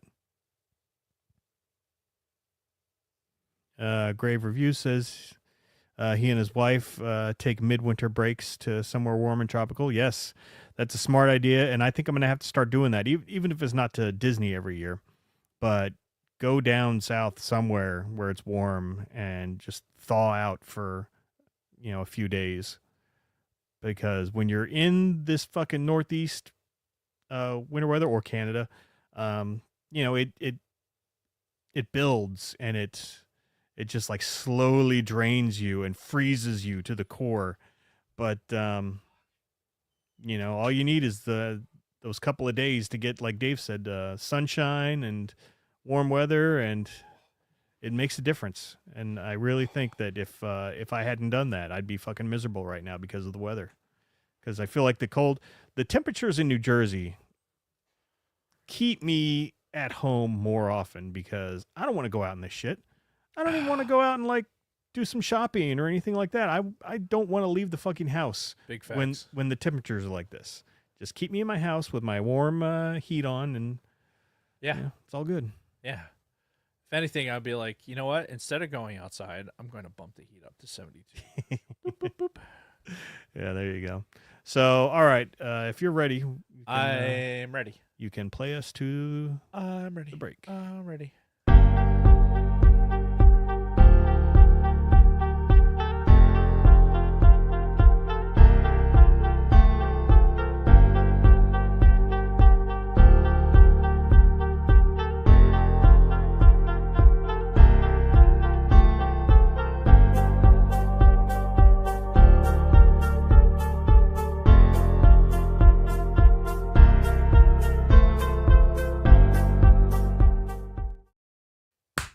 we're back. Didn't that not feel like the longest 30 seconds of my life?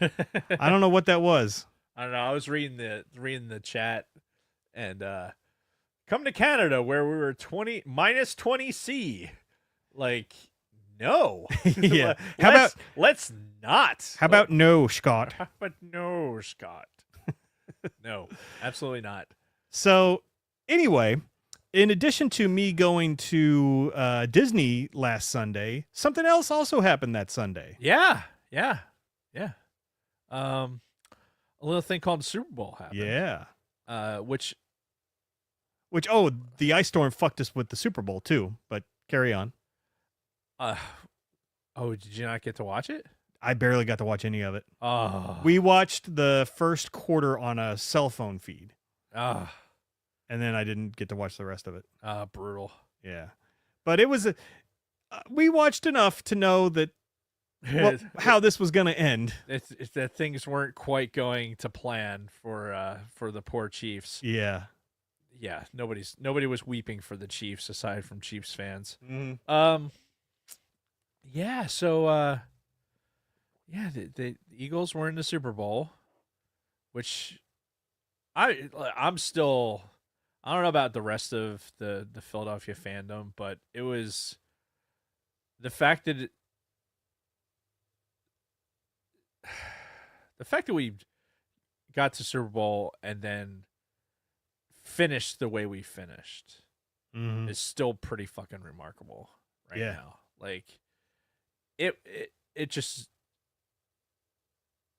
bonkers to me. Because earlier in the season, I was almost ready to write the Eagles off. Everyone was. Like the 2-2, and what's been great is watching going on social media and like all the Instagram posts and the stuff on Twitter that is like compiling all the talking heads like writing off the Eagles early on in the season, and like just compiling it all into then suddenly them going into like winning fucking 16 of the last 17 games and blah blah blah blah. I mean, it's like it's pretty remarkable that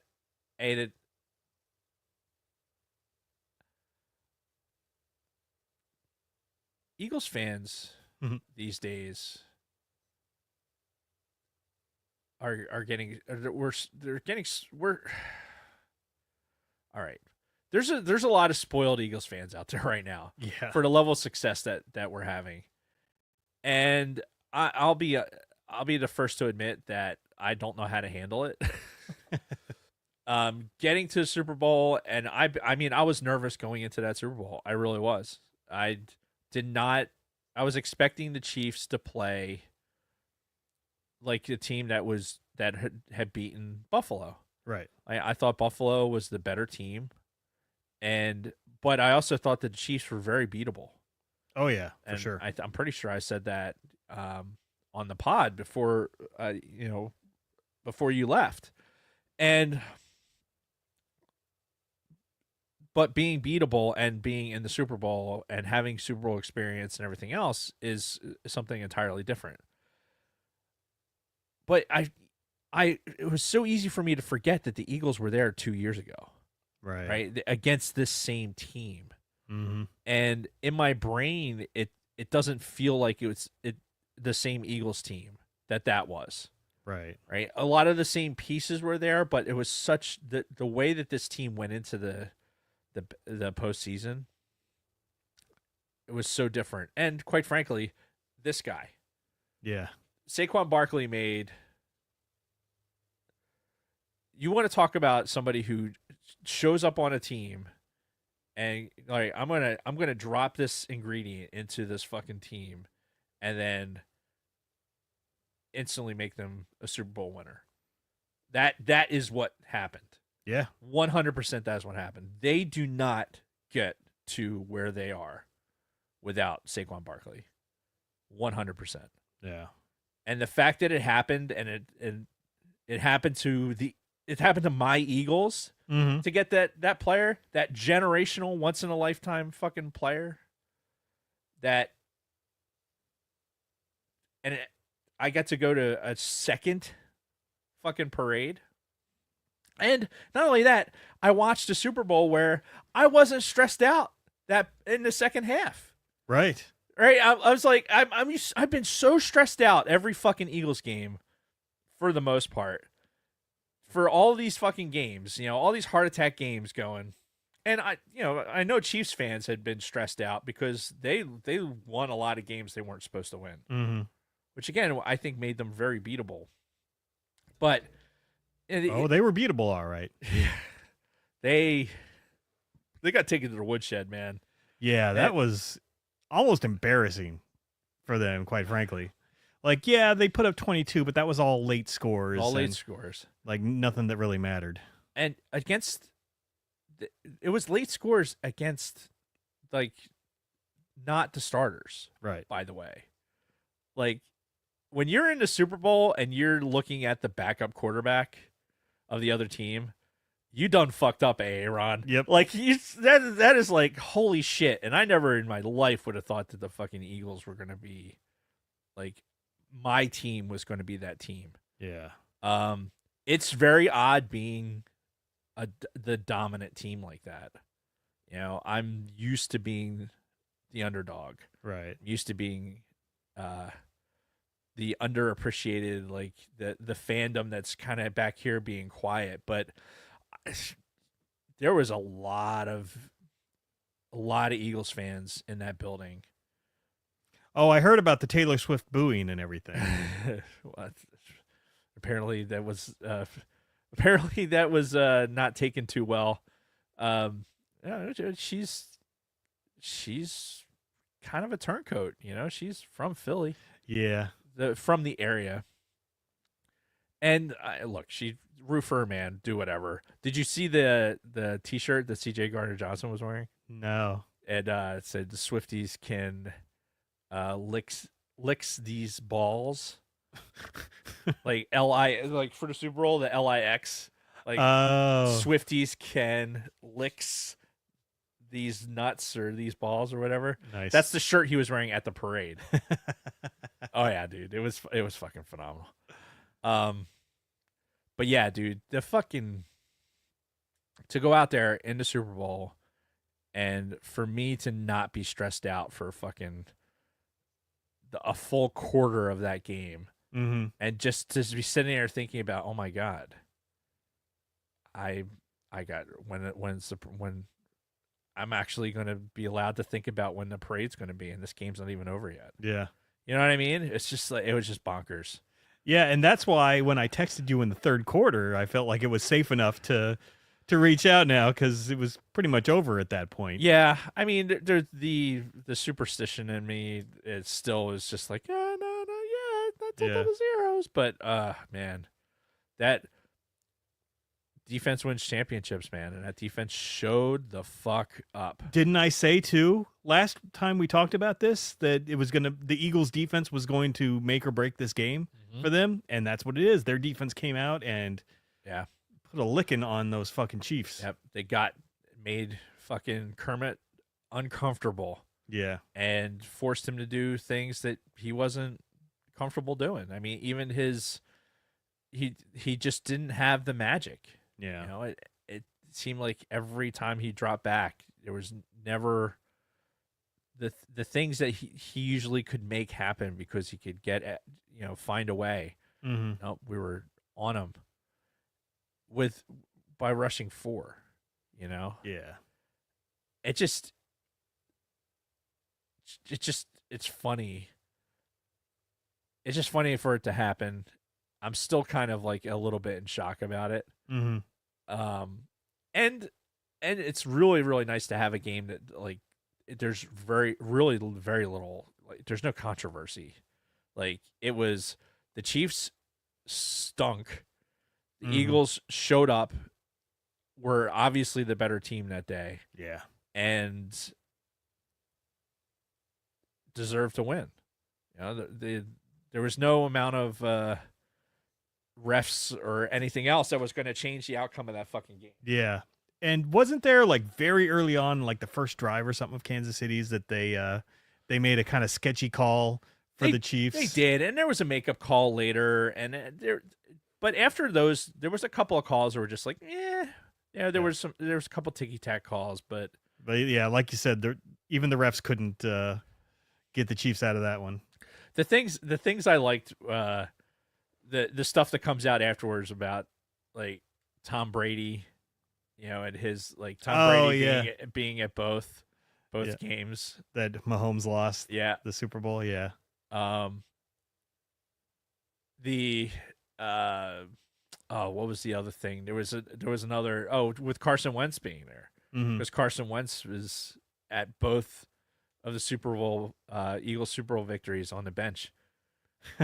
That's right. And for both of those games, his backup won the Super Bowl. Yeah, MVP. Because Jalen Hurts was his backup. That's right. Yeah. And Nick Foles was his backup, and they both won Super Bowl MVP. Meanwhile, yeah, poor Carson Wentz. Yeah, I liked Carson Wentz. I still like Carson Wentz, but he's obviously his time has come and gone. Mm-hmm. And I am one of the bigger Jalen Hurts detractors when it comes to his abilities as a quarterback. Mm-hmm. His mechanics and everything else. I mean, everyone I've talked football to, I've spoke at length about this, but I can't say shit. I can't, the game against Washington and the Super Bowl, he came out there and he looked really good. Yeah. He looked looked a Super really Bowl good winning quarterback on the biggest possible fucking stage. Yeah. Exactly when, hey, I need you to fucking win these games. And honestly, that was every fucking game coming down the stretch. Mm-hmm. Hey, these are the games we need to win to get to the playoffs. All right, we're in the playoffs. This is what we need to do to win these games. Hand the ball off to fucking Saquon. Don't turn the ball over. Yeah. Doing these things. And he did all those things. I can't. I have to shut my mouth. Do I think that Jalen Hurts suddenly just got so much better? No. But how can I talk shit on the guy who fucking showed up when I needed him to and has won that many games in a season leading up to that type of performance in not just the Super Bowl, but in that game against Washington too. Yeah. Needed him to show up in that game, and he did. He came out and he played offense as a quarterback, not just as a guy who puts his head down. What is his current contract situation? He signed a big deal a couple years back. Okay, like one of those long 8-year kind of contracts. He was the highest paid quarterback for about half a second until they paid Burrow or some shit like that. I really hope they don't make Purdy the highest paid quarterback. I don't think they're going to. Yeah, I don't think he's worth that much. I bet his agent's trying to get it for him though. Probably, but the dude's now a guy like Brock Purdy now you got to question his health. Yeah, can you stay healthy? Now that's going to be on the table as part of your value. Mm-hmm. We're assessing your value based on your health. So look, when it comes to Super Bowls, I'm still in that honeymoon phase of my team won the Super Bowl just over a week ago. Mm-hmm. Can't fucking believe it. But I'm sure it's a good feeling. Yeah, it's weird. It's weird. Like I said, the level of success that we're having as a fan base right now, Mm-hmm. I guess this is what it's like to be a San Francisco fan or a fucking San Fran fan in the 90s or a Patriots fan in the fucking early 2000s. All of All of 2000s. Yeah. Everyone is used to having success. Yes. And that's what kills. That's the point I'm trying to make. That's what kills me. like these kids that it's this fake 700 level kid that's out there, right? Mm-hmm. People that like, oh, they want to have this like attitude like they're from the vet, Uh-huh. right? That have weren't even alive when the vet was standing. Right. But they want to wear. I'm from the streets, man. Yeah, I'm from the streets. Yeah. They want to portray this attitude about it and wear the moniker. And I don't have a problem with that. I mean, it's fine. Like Mhm. that's part of being like any fan base is going to have that, right? Sure. But there's having that, and then there's like complaining about success when you've never known anything but it. Right. You didn't you didn't live through the time when the Eagles fucking were a suck salad, right? And when you couldn't watch them on TV sometimes because it was blacked out because they didn't sell enough tickets for the fucking game, Mm-hmm. right? Going to the stadium was your opportunity to see them. And people would make decisions on whether or not to even go to the game. Yeah. Those were like, and we had good players back in those days. It just, you had teams like the fucking Cowgirls, and there was just other better teams that the Eagles just could not, they just did not have the level of success. Yeah. And you were in a building that was not great. And it wasn't a great viewing experience for football either, especially in the 700 level. Right. So I have a tough time with these early kids in their early 30s or in their even in their 20s, especially, but early mid to late 30s that are like complaining if the Eagles are losing a couple of if they don't go to the Super Bowl next year, what are they going to say? Type things. And I'm like, motherfucker, like you're remembering the Eagles, like you don't know a time when they haven't had winning seasons. Yeah. Like you don't understand what it's like to not have a winning season. You don't understand what it's like to have Ray Rhodes Oh, jeez. as a fucking coach, Rich Kotite as a fucking coach. Mm-hmm. Like you don't get to pretend like you've lived those days when you weren't fucking screaming at the television as a teenager, Right. or preteen, or being at the games fucking booing your team because they fucking sucked ass, Right. couldn't get off the field. So yeah, but say all that, we had the parade. It was on Friday. Yeah. It was going to be on. I think it was going to originally be on Wednesday, but we had the snowstorm that blew through. Mm-hmm. I wasn't here for it. Yeah, bitch. So Friday, like Wednesday, Thursday, the weather was shit. Friday, it was cold, but fucking clear blue skies all day. Okay. So that's the like the good Lord just smiling upon the fan base. It was cold as shit, but it was fucking, at least the sun was out. Yeah. So we had the parade on Friday. Local schools did their thing. They had their fucking a lot of them had off. So we actually got an email from our kids' school Uh-huh. about that, and they said after much contemplation, we had decided not to make it an excusal day, and so they didn't let any of the kids in Cherry Hill. Whatever. Fucking losers. Well, I mean, what are they going to do? Like, parents are going to do what they're going to do. I mean, that's, Yeah. fuck them. If my kids were in school, they wouldn't have been there. Mm-hmm.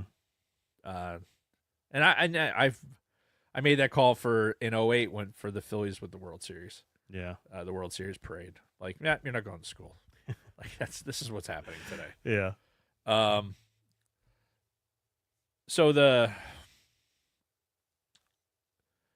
when it went to the parade, the plan was on Friday, we knew that the parade route was going to start like it did in 18, with start at the stadium complex and then go up Broad Street and head towards the art museum again. Yeah. So the last parade, Kate was at Penn State Brandywine, and she had a exam that day. Oh. So we were at the parade like first thing. Excuse me. And we were like right there at Broad and Patterson. So when the buses kind of turned the corner and went by, like, you know, Doug Peterson was right in front of us with the trophy and everything else. There was people, but not like a huge amount of people. Mm-hmm. And then it went by. We beat feet to the car, got in the car. I got her to class in time for her to take her exam. And I was home before, and I got to see Jason Kelsey's speech on TV. Right. Like, so they had just, like, I was to Brandywine to drop her off at school and home in the house to be able to watch the speeches. Mm-hmm. So fast forward, this Friday, Kate came home, Mm-hmm. and No test this time? no, but she had to work Oh. in State College, right? So she's so the plan was, all right, we're gonna do the same thing. We're gonna go to the beginning of the parade, Mm-hmm.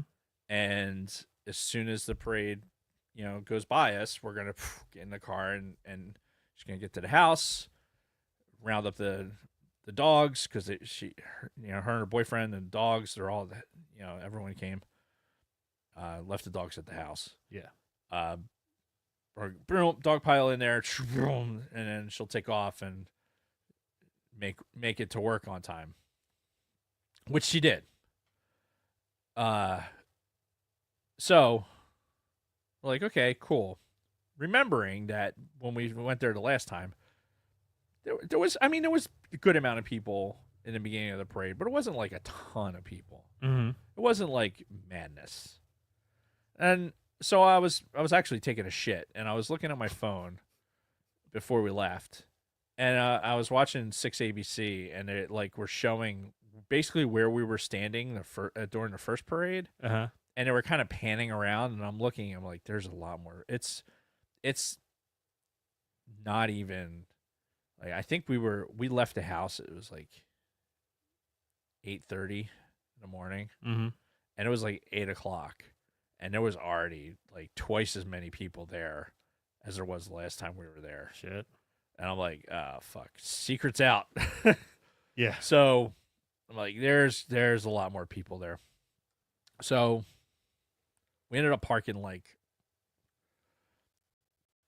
almost underneath the Waltman Bridge. And it had to walk. And we ended up getting a spot right across from where the buses kind of pulled on to Patterson. Mm-hmm. We were staying in Simpson Bank Park in a flower bed. So it had a little bit of elevation.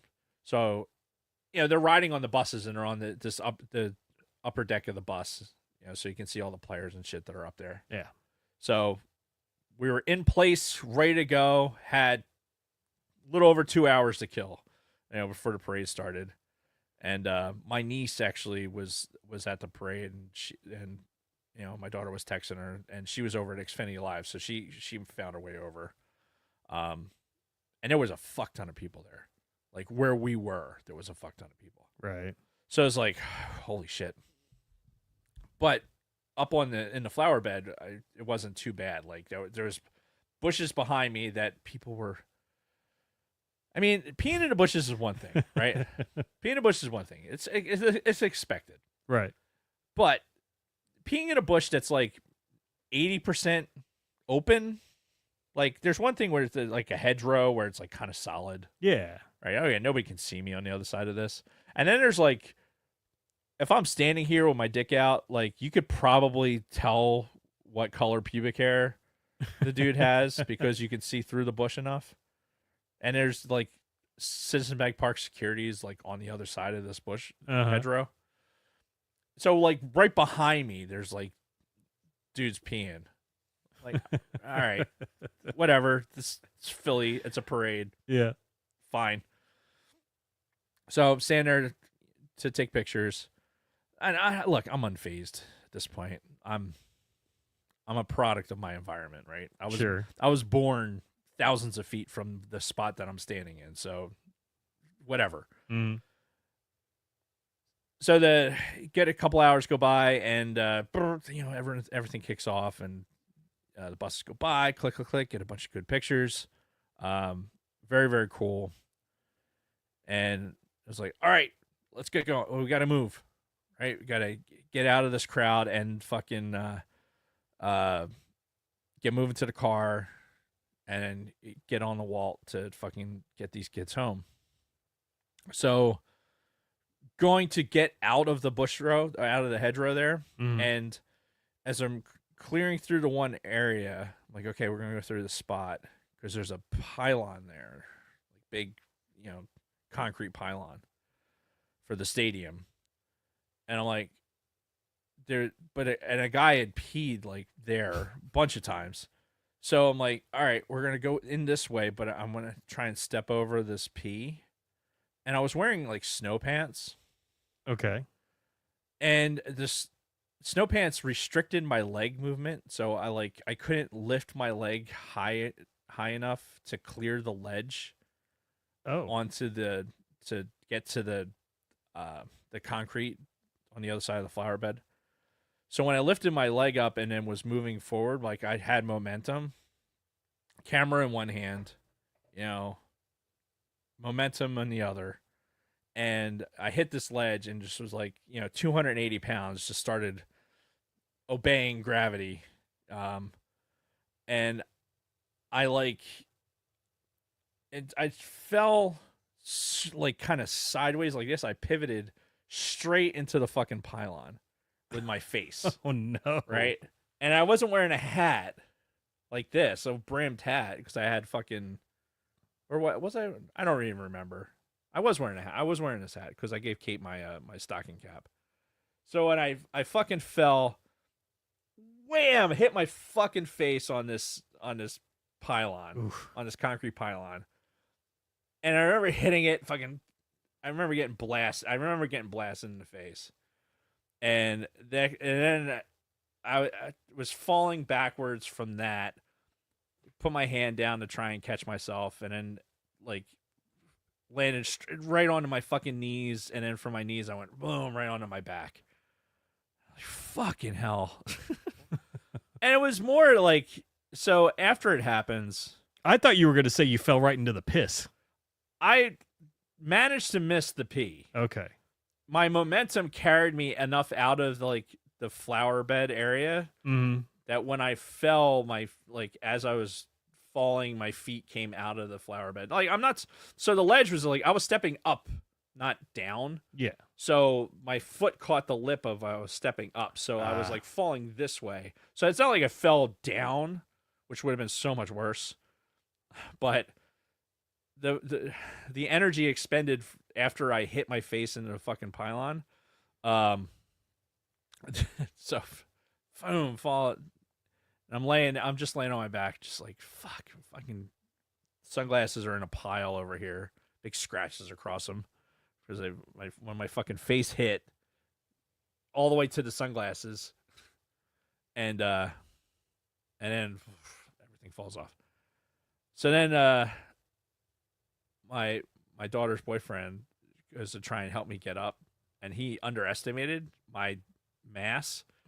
So he offers his hand out, and then I proceed to basically almost pull him down to the ground. He's like, "Whoa!" I'm like, "All right, that's not gonna work. Just clear out." And then I got some woman saying, "Are you okay? Are you okay?" I'm like, "Fine, go away. I'm fine." Mm-hmm. And and again, it's mostly embarrassment, but then adrenaline. So now you have adrenaline because things are hurting. Yes. Like my face, my fucking wrist, right. And my knees, because I went hard into hit into my knees. So I'm like, all right, I have to fucking start moving. I have to locomote right now because otherwise things are going to start not working. Yeah. So I'm like, we gotta go. Let's fucking go. Get my sunglasses and fucking just going. And meanwhile, my daughter's like, "Are you all right?" I'm like, "Yep, let's go. Come on." Doing power walking, assessing for damage, and realizing that like if you stop moving, you're done, dude. You're done. Your kids are gonna get the car to come pick your ass up. So I managed to get all the way to the car, power walking, and then, at some point, I don't know. It just my 50th year of life, like falling down like that, is not a good idea. Right. It just hurts. Like everything just hurt for the past couple of days. So I did evade the pee, so that is the good thing. And Luna Girl, I think the only reason I don't have a black eye is because I've broken my nose before, right? So my nose is actually, it's a little bit crooked right now. You may not be able to tell. Like it's just off just slightly. And I think I don't think it bled. It might have bled a little bit, and I wiped it off like it was snot, because Kate actually said, like, "Is your nose bleeding?" I'm like, "No." Yeah. But it's still sore. Like, it's still sore. Yeah. But I mean, I've been popped in the face before. Like, I've been in bar fights or whatever. Like, it wasn't even the worst of it. Like, honestly, it's a lower body thing. Like, it's like it's a hockey lower body injury at this point, between that and my wrist, which it's my right wrist, so it's not that big a deal. Oh, that's right. You're one of those devil children. I am. I'm the devil child. But yeah, I've got muscle relaxers for my back, so my back and my neck, so that's been useful. Yeah.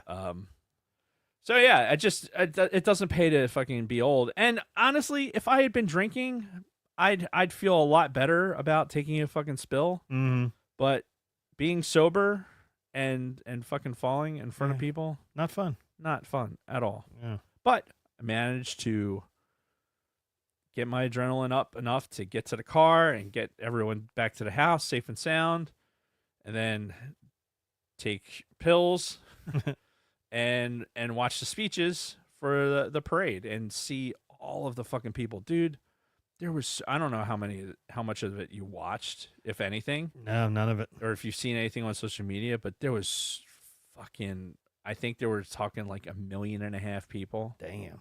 In the art museum area. I know we got a couple Philly guys in the chat.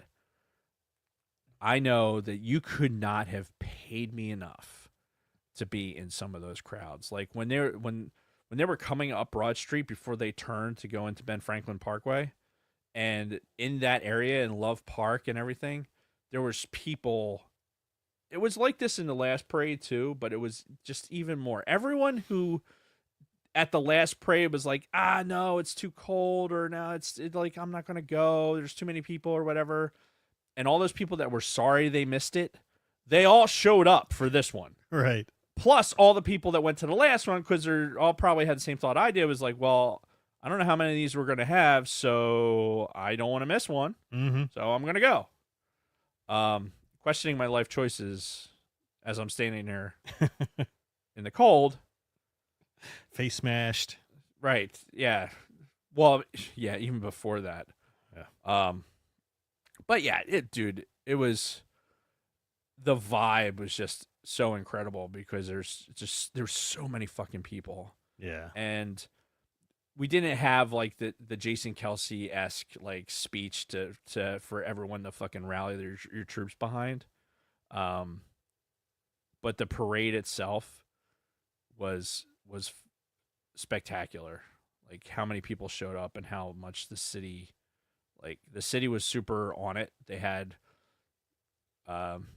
you could sign up for text messaging. It was like, okay, here's for any updates to the routing, or hey, if you need to find where there's there's bathrooms or there's a med station or whatever, like you could log in, and they had a map where you could fucking find different areas. Oh, that's handy. Yeah. So the Office of Emergency Management had all this stuff out like days prior. Mm-hmm. So that was really good. The infrastructure of the city, I think, handled it very well. Which again, I don't live in Center City, so I don't know what the aftermath of it was. I'm sure it was a fucking mess. Yeah. Just because you can't have that many people. But yeah, it was pretty fucking spectacular, man. It was might as well had the Pope or the fucking Apollo astronauts fucking driving through there. Yeah. And yeah, some really cool shit, like watching the players, like especially like a Saquon Barkley, who showing up, being the humblest guy.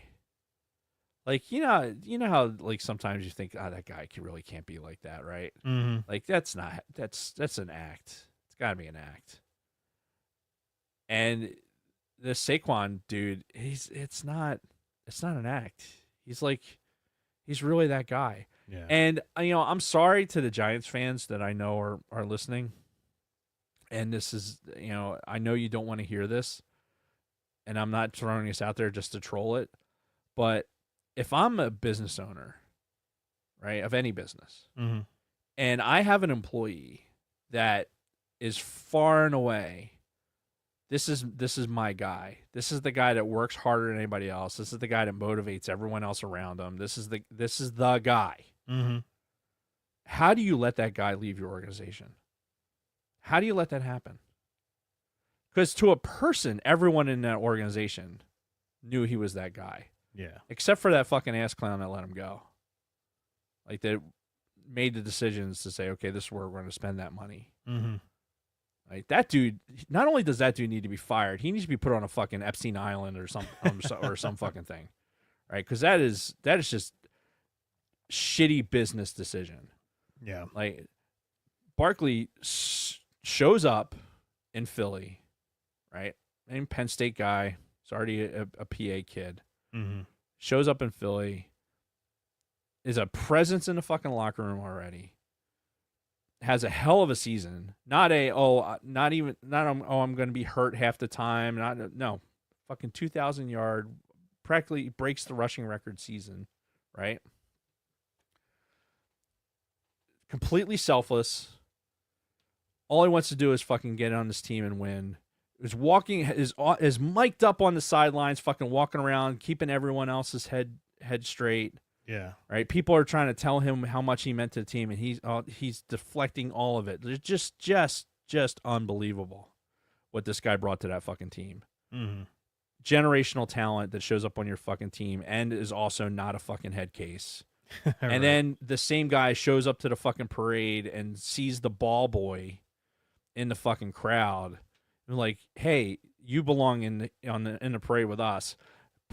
Pulls the ball boy out of the fucking crowd and puts him on the fucking bus to be in the parade with him. Holy shit. Yeah, that was Saquon. The offensive line, this just shows this team that we have.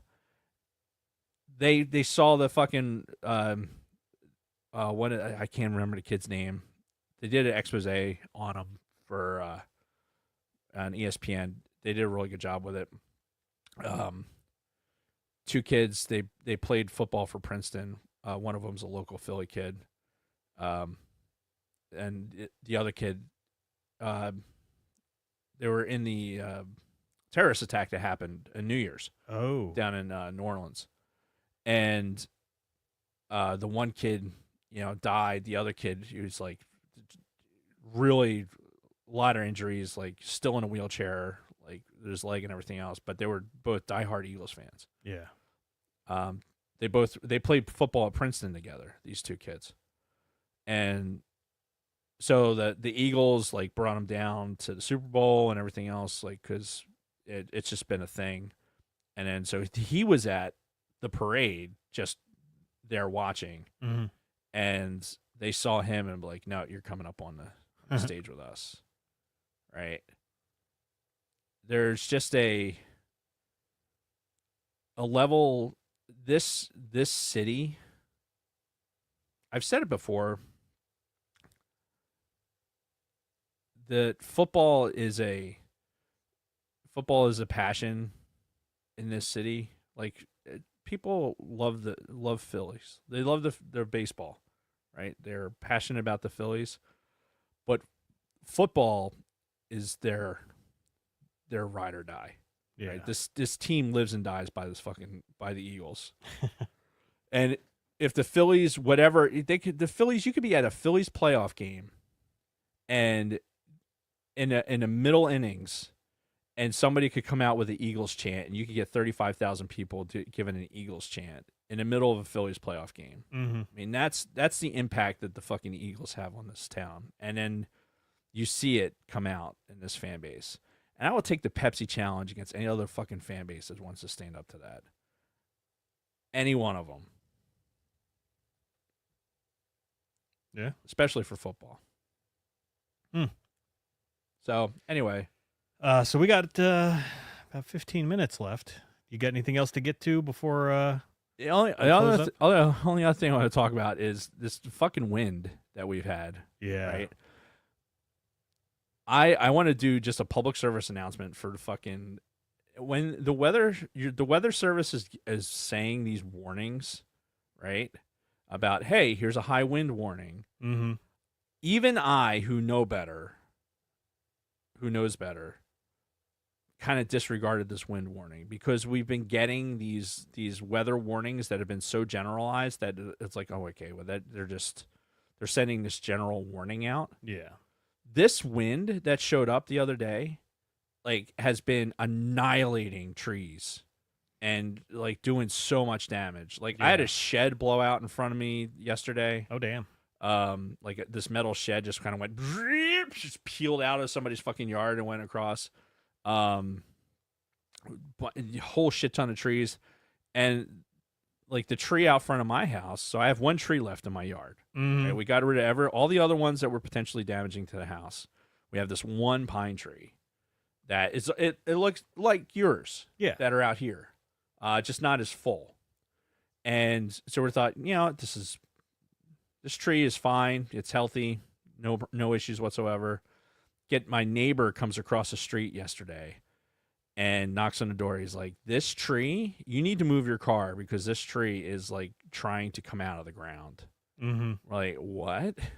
And go over and look. And I had sent you the video. Yeah, which is crazy. And Swede, you managed to buy a house that loses power when I sneeze. Like, I don't know how it happened. Like, where he lives, anything that happens, any kind of weather, it could be fucking like, hey, we're thinking about maybe it's going to rain. Swede's out power. Like, that neighborhood is just fucking terrible. I don't know what it is. Anyway. Unfortunately, Swede's without power. And so you went outside and looked at the tree. Went outside, looked at this tree, and I swear to God, it looks like it's trying to walk itself out of the fucking ground. Mm-hmm. Right? You just see the fucking ground. It's like moving like this as it's going back and forth. So I moved the cars and just watching it, just like, oh, well, we'll see what happens. Yeah. Hopefully it gets through tonight. And it did. It got through tonight. And I managed to get outside today earlier and got my arms above my head long enough to fucking trim some of the branches down to try and make it less of a sail. Yeah. Without making it so top heavy, it was going to go worse. And the wind should be died down by this afternoon. Like, it should be done by now. Yeah. So, but watching this fucking tree trying to walk itself out of the ground, it's like, what the fuck, dude? Yeah. It's one tree left in my fucking yard, and this is what it's got to be doing. Yep. Anyway, so I say all that. Pay attention when they say, hey, there's a weather warning. Hey, at least just look at it and go like, oh man, that could possibly be a real thing. Even though I think they sensationalize a lot of this, like the weather, because local news channels want their ratings too. and they want you to watch the weather, and they tease it out and do all this other bullshit. I don't know. Just it's going to be pop up on your phone. Just fucking take a look at it, see what it's actually going to do. Yeah. It'd probably be, not that it would have prevented anything for my house, but better than nothing. Yeah. All right. I'm going to do the reads. Oh, okay. Unless you got something else. No, just jumping right to it. I'm jumping right to it. I'm jumping right to the ATSW family happenings. Were you about to light that off? Maybe. I need that read, by the way. That's what I'm working on. All right. On Wednesday, ATSW The Escape Pod will be freeballing. Speaking of freeballing, just like we were. Yay. Ballin' free. Join Don Della Snooch, Brady Big Lovin', and Dragon Buddy in the live chat at 19:05, 7:05 Eastern on YouTube. And you will do it. Thursday, Alan and DB will be discussing the 2017 horror comedy The Babysitter. First, you will need to view it on Netflix. Then catch the review at Grave Reviews on YouTube at 8 p.m. Eastern. Layman's Terms released Go Birds! Stay safe at the parade this past Friday. Okay. So it's probably a little late, but I'm sure it's still entertaining. Go check it out on Layman's Terms on YouTube. Orange Fesho released episode 134, Thunder in Paradise. Oh, what a movie. This past Friday. Find them on Apple and Spotify. Yeah.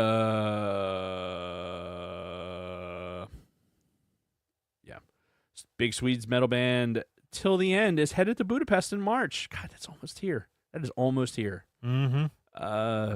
For his first European tour. Check out their new single, Cemetery Trees, on the socials and YouTube.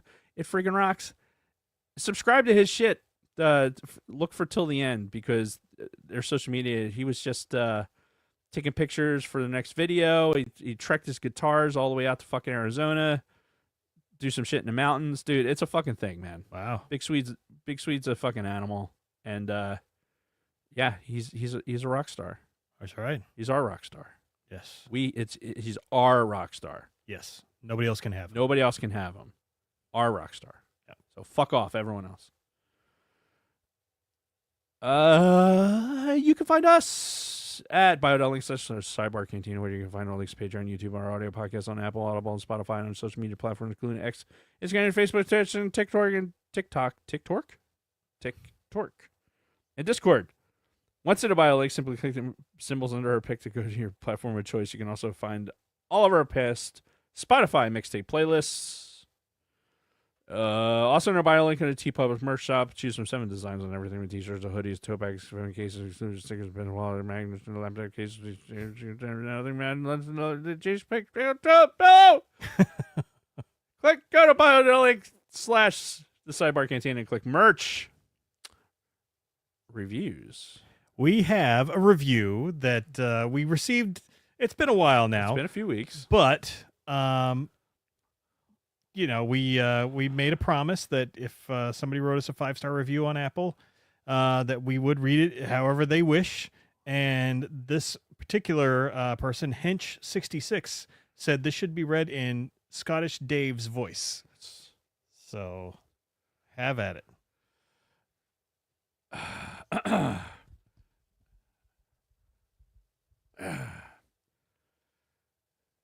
New voice. 66. If it's not Scottish, it's crap. That's not a part of the read. If you've been enjoying nope, that's more British. Yeah. If you want my body and you think I'm sexy. If you've been enjoying you guys for years. I've been enjoying you guys for years. It's always feel good to just listen to friends talk about stuff I like, and you do it very well. What I am more excited for is this new voice of Dave, and I can't wait to hear this read as a voice things like Bumble Thumper, Hypoxia Hyperdrive, or just random bits of unintelligible advice. Makes me wonder if all these voices just represent parts of his psyche, and High using his way of evening out mental turmoil. Can wrap that back into Split, what I was talking about earlier. Anyway, gentlemen, thanks for your hard work. Hearing your voices makes me happy. Exclamation mark. Bumble Thumper. No, wait. Bumble Thumper. Whoa, wait. That wasn't it at all. Bumble. Maybe if I read it in Connery. Bumble Thumper. Hypoxia. Hyperdrive. Nope, that's not it, is it? Hey, fuck it. Bumble Thumper. Hypoxia. Hyperdrive. All right. Very good. Gotta go easy on him. It's his first time. Please leave a 5-star review on Apple. Audible. Don't have an Apple Audible account. I have a Facebook page, a review feature too. I don't know if it's a Scottish. That sounded more Irish. Yeah. But whatever. They're all the same. It's almost St. Patty's Day. Just screenshot your review before you head done and DM us on the pic on the Instagram or Twitter with your name and address so Lunar Girl can send you a super cool ATSW of Family Swag Pack. This is your chance to tell us your thoughts on the show. Jason or Jennifer Lopez or Hank or Edith or Mama or Drunk Tom Brokaw or somebody fun or really word on the next one. Oh, if you want, let us know who you want to read it. We need Hennifer back. Somebody write a... Finally, if you catch us on Spotify, help us out and click those stars. At what? What? Irish and Scots would probably not agree with you. Aye, you're probably right. If you want my body and you think I'm sexy, looks like a baby. If you are listening to us on audio, please consider us joining the live channel. Mondays, the chat is most definitely where it's at. If you are new to Sidebar, please subscribe, ding the bell, select all, and receive notification when we go live. Man, smash that like button. It really helps us out. And special thank you to all of our Patreon supporters. You are the reason why we do this. Smirking Bear didn't like my Irish and Scots are all the same anyway. Yeah, that is an absolutely true statement. They would not enjoy being told that they are the same. Yeah. At all. But they still look and sound the same to me. Anyway. So is that it? That is it. All right. So next week. What are we doing? We never did decide that, did we? No. Do you want to do that Rebuild the Galaxy? Yeah. The first half of that? Yeah, let's do that. All right, because we were talking about it before the show, and I figured, yeah, fuck it. But some important things we need to get to before Andor Season 2 starts. Yes. We've got some movie anniversaries. Yes. We're going to do Rebuild the Galaxy. Yes. We need to do the Revenge of the Sith 20th anniversary. Yes. 20th anniversary since Revenge of the Sith. Ugh. So, yeah, we want to get all of that in before Andor Season 2 starts. And I want to do like an Andor Season 1 sort of recap. I don't know how we're going to work that, but we'll figure it out. Yeah, weren't we going to watch Rogue One, too? Or were we just... I think it would be better to watch Rogue One after Season 2. True. Yeah. Yeah, so we have a lot of things that we're just threw out there. Yeah. With no semblance of order when we're going to do them. No, not at all. Because we've been kind of winging it here these last couple of months. Oh, there was a fatality in that crash? Oh shit! Somebody died. God damn it! Listen, that is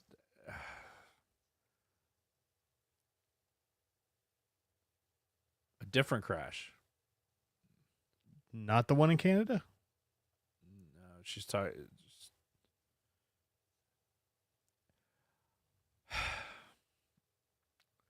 Well, I'll look into that also. Sidebarring before we sign off. Mm-hmm. Listen, we live in a world where we have access to so much more information than we ever did ever. Yes. That doesn't mean that aviation is any less of a safe methodology of travel. It is the NTSB chairwoman actually made a comment the other night with when she got on, giving a debrief for the DCA crash. Mm-hmm. and she said that for something like 43,000 people a year, it might even be more than that. I forget what the denominator was, but a fuck ton of people a year die in car crashes. Yeah, so I just pulled up the stat. The average is 120 people in the United States a day die in car accidents. Yeah. So aviation is highly regulated, and it is safe. Yes. It is safe. It is just unfortunate that when something like this happens, it is highlighted, and we're going to see every single incident going forward. And unfortunately, as somebody like me and Jason, who have been in aviators and follow aviation, we have tended to see more of it anyway. But yeah, it's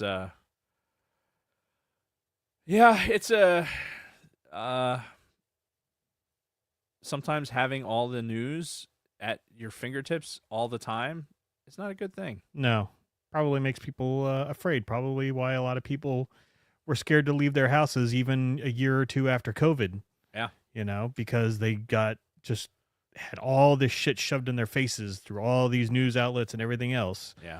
That, if you go outside, you're going to die. Yep. So this is not a oh my god, nobody get in airplanes like that. Just relax. Yeah. Like, you have people like with a lot of training and advanced degrees are going to be looking at all of these instances, and they're going to find out what the fuck happened, and they're going to make sure it doesn't happen again. Yeah. That's what we do. So. Mm-hmm. Alrighty, and I think that's the show for the week. So thank you everybody for stopping by. Thank you to all of our viewers on YouTube and all of our audio listeners. We still love you guys too. Trying not to forget about you, but Trying. Some shit happens. Sometimes you don't hit record. Right.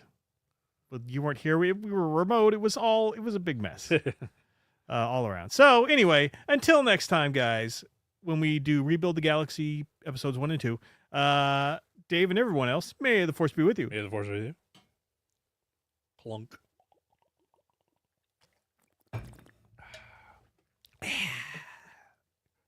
Go Birds. That's acceptable. Should be. Yeah. Oh, jeez. Yeah. Hopefully I have some lasagna waiting for me when I get in the house. Lasagna? Yeah. Though Lee and Perrins with lasagna? Yeah. Yeah. Are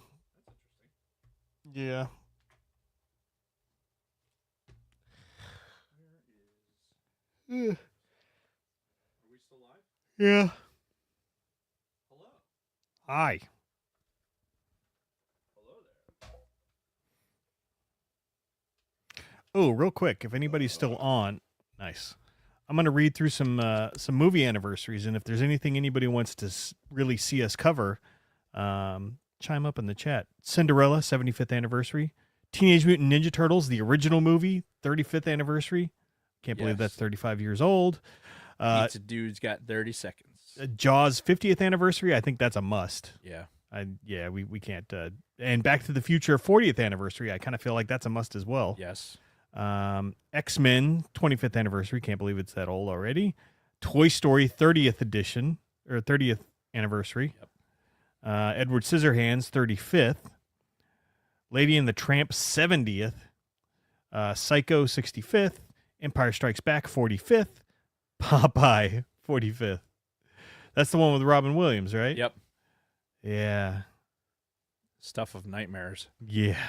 Speaking of which, The Shining, 45th anniversary. The Shining. Home Alone's 35. Total Recall is 35. That'd be an interesting one.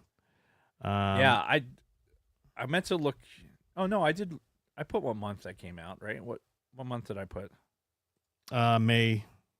May. Yeah. That's from So I Married an Expert. Oh, I don't remember that. Me. That's the wife's name. I saw that one time back in the 90s. I've never seen it again. Well, it's the Scottish parents that make it. Yeah. Make the fucking movie. If you want my body. The end, you think I'm sexy. Look at that boy's head. It's like Sputnik. Spherical, but quite pointy in parts. Oh, that was offsides, wasn't it? He's going to cry himself to sleep tonight on his huge pillow. Heed! Pants! Now! And I know we just talked recently about Revenge of the Sith on the podcast when we redid the prequels. What was it, last year, the year before? We're going to do it again. Yep, because Revenge of the Sith turns 20, which is, again, unfucking believable. But some new stuff has come up, some new theories, some new things we want to talk about, so we're going to do that. Ooh, yes, that's right. But yeah, that's what we got. Three tits, Total Recall. Yep. I mean, there were some fairly significant movie breakthroughs that happened in Total Recall. Think about it. Yeah. 2 weeks. 2 weeks.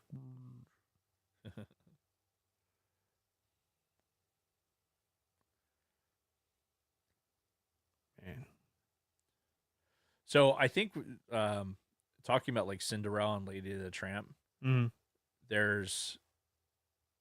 think there's room for talking not necessarily about those movies, but talking about some of the original like Disney classics, and we can kind of wrap up those into maybe talking about the early Disney classics. Yeah. You know, as we're in that time frame. Maybe I could even convince Kristen to come on for that, because she's seen them all multiple times.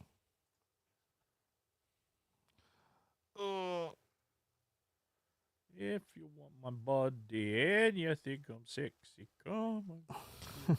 No. All right, guys. It's the Bay City Rollers. Okay, end the stream now before I fall asleep.